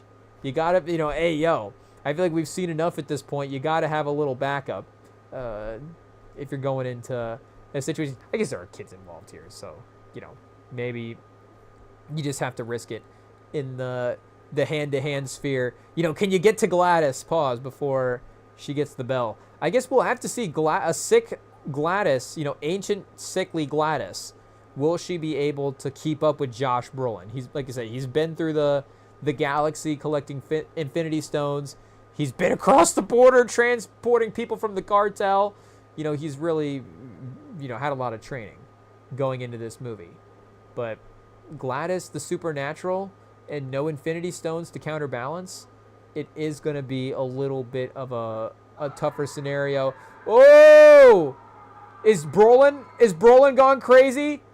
Oh, no, that was James. Never mind. Brolin's not James. I panicked and just didn't even know which character was what there for a second. Okay, we do hear Brolin screaming, so I'm assuming Brolin is probably going to have to, fight off James here in a not good scenario. And Brolin really going to be outmatched here. Again, I know there's a lot of kids involved, but you do have, like we're saying, James, Paul, and a dad all under the spell of Justine at this point, who is Brolin might potentially have to fend off. I know, again, R.I.P. Wong, he is down. And Justine is back up at least, is, again, other arms. Oh! Cast iron pan right to the face. A good throw. Honestly, that should have, done some damage. That should be at least a broken nose. We should get a bloody nose scenario. Oh, and now the parents have been unleashed on the kid? Oh, no. So now the kid's going to have to fight off his own parents is not good. Paul, he's got Justine pinned to the kitchen. Oh, chat, we've just devolved into play-by-play at this point. It is what it is. Oh, peeler to the face. Justine, you got to do what you got to do. But, hey, yo, Paul. Oh, she's going back, chat. It's a full shave. Oh, chat, that's not Gillette. Does Gillette make an onion peeler?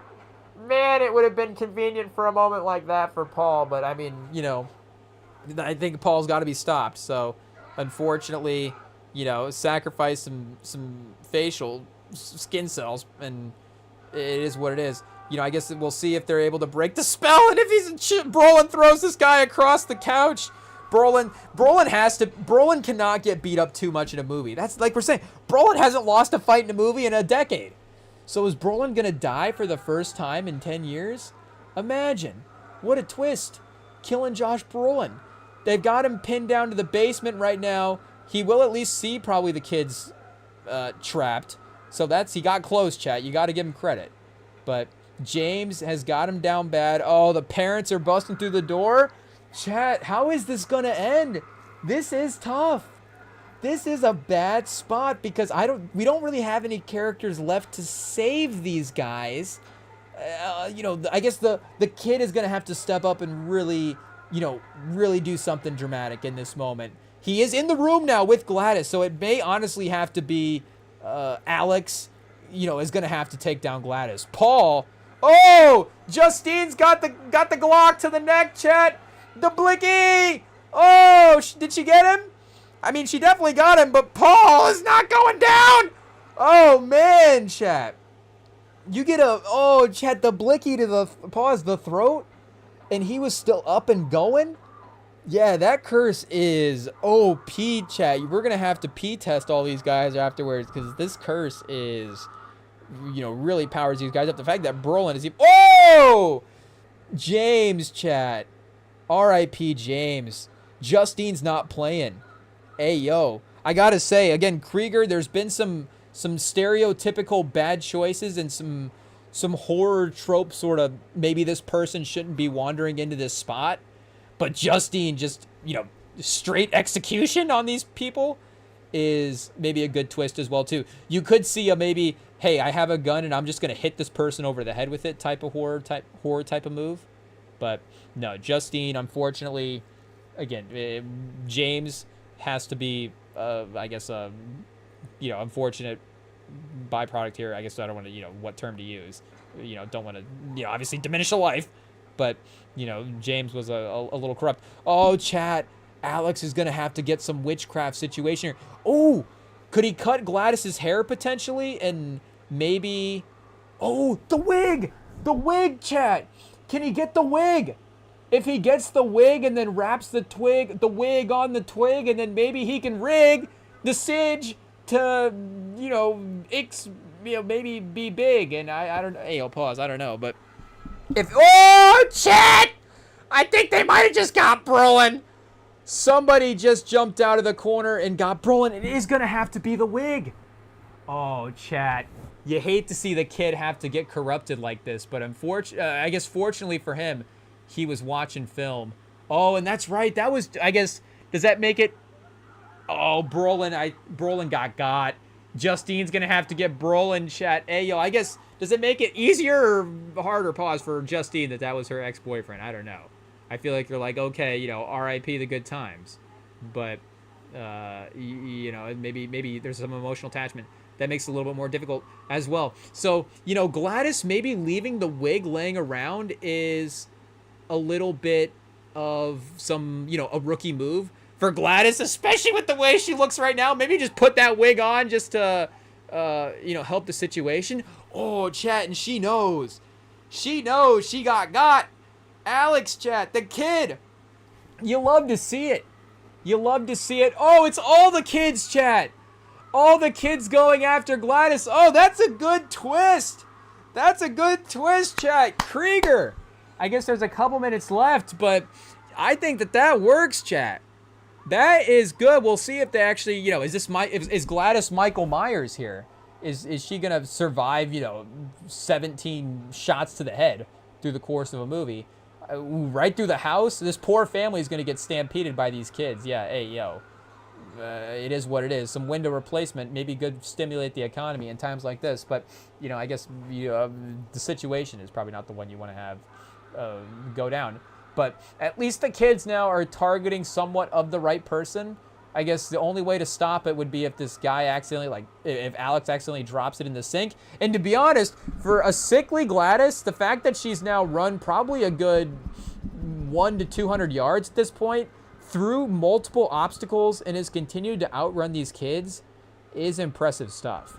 So you got to give Gladys her credit, even in her old age. The athleticism, LeBron, chat.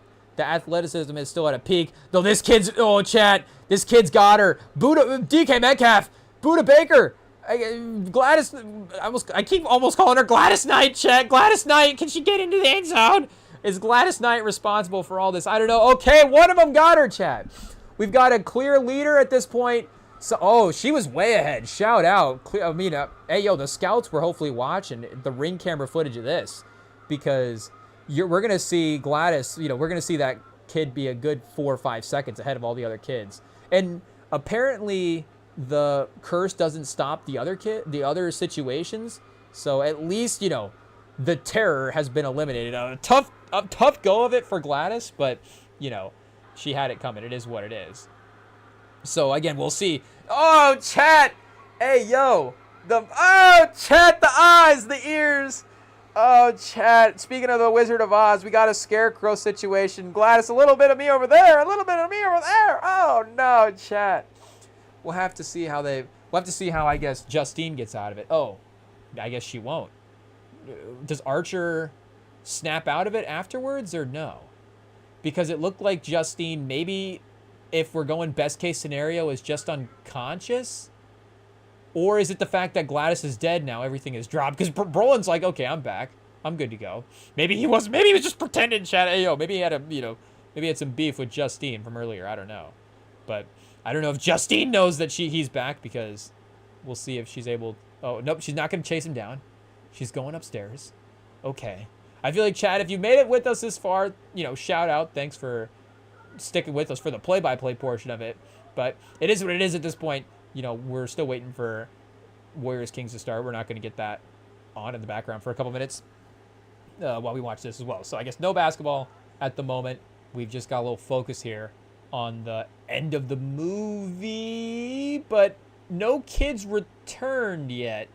So we'll see again, I guess, maybe Weapons 2. How do they break the curse? Because that could be a potential, who has the rule book for how to fix that.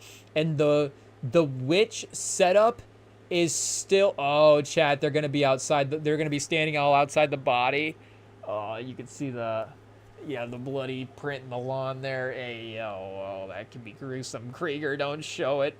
Okay, we've got the parents with the kid. Wait a second.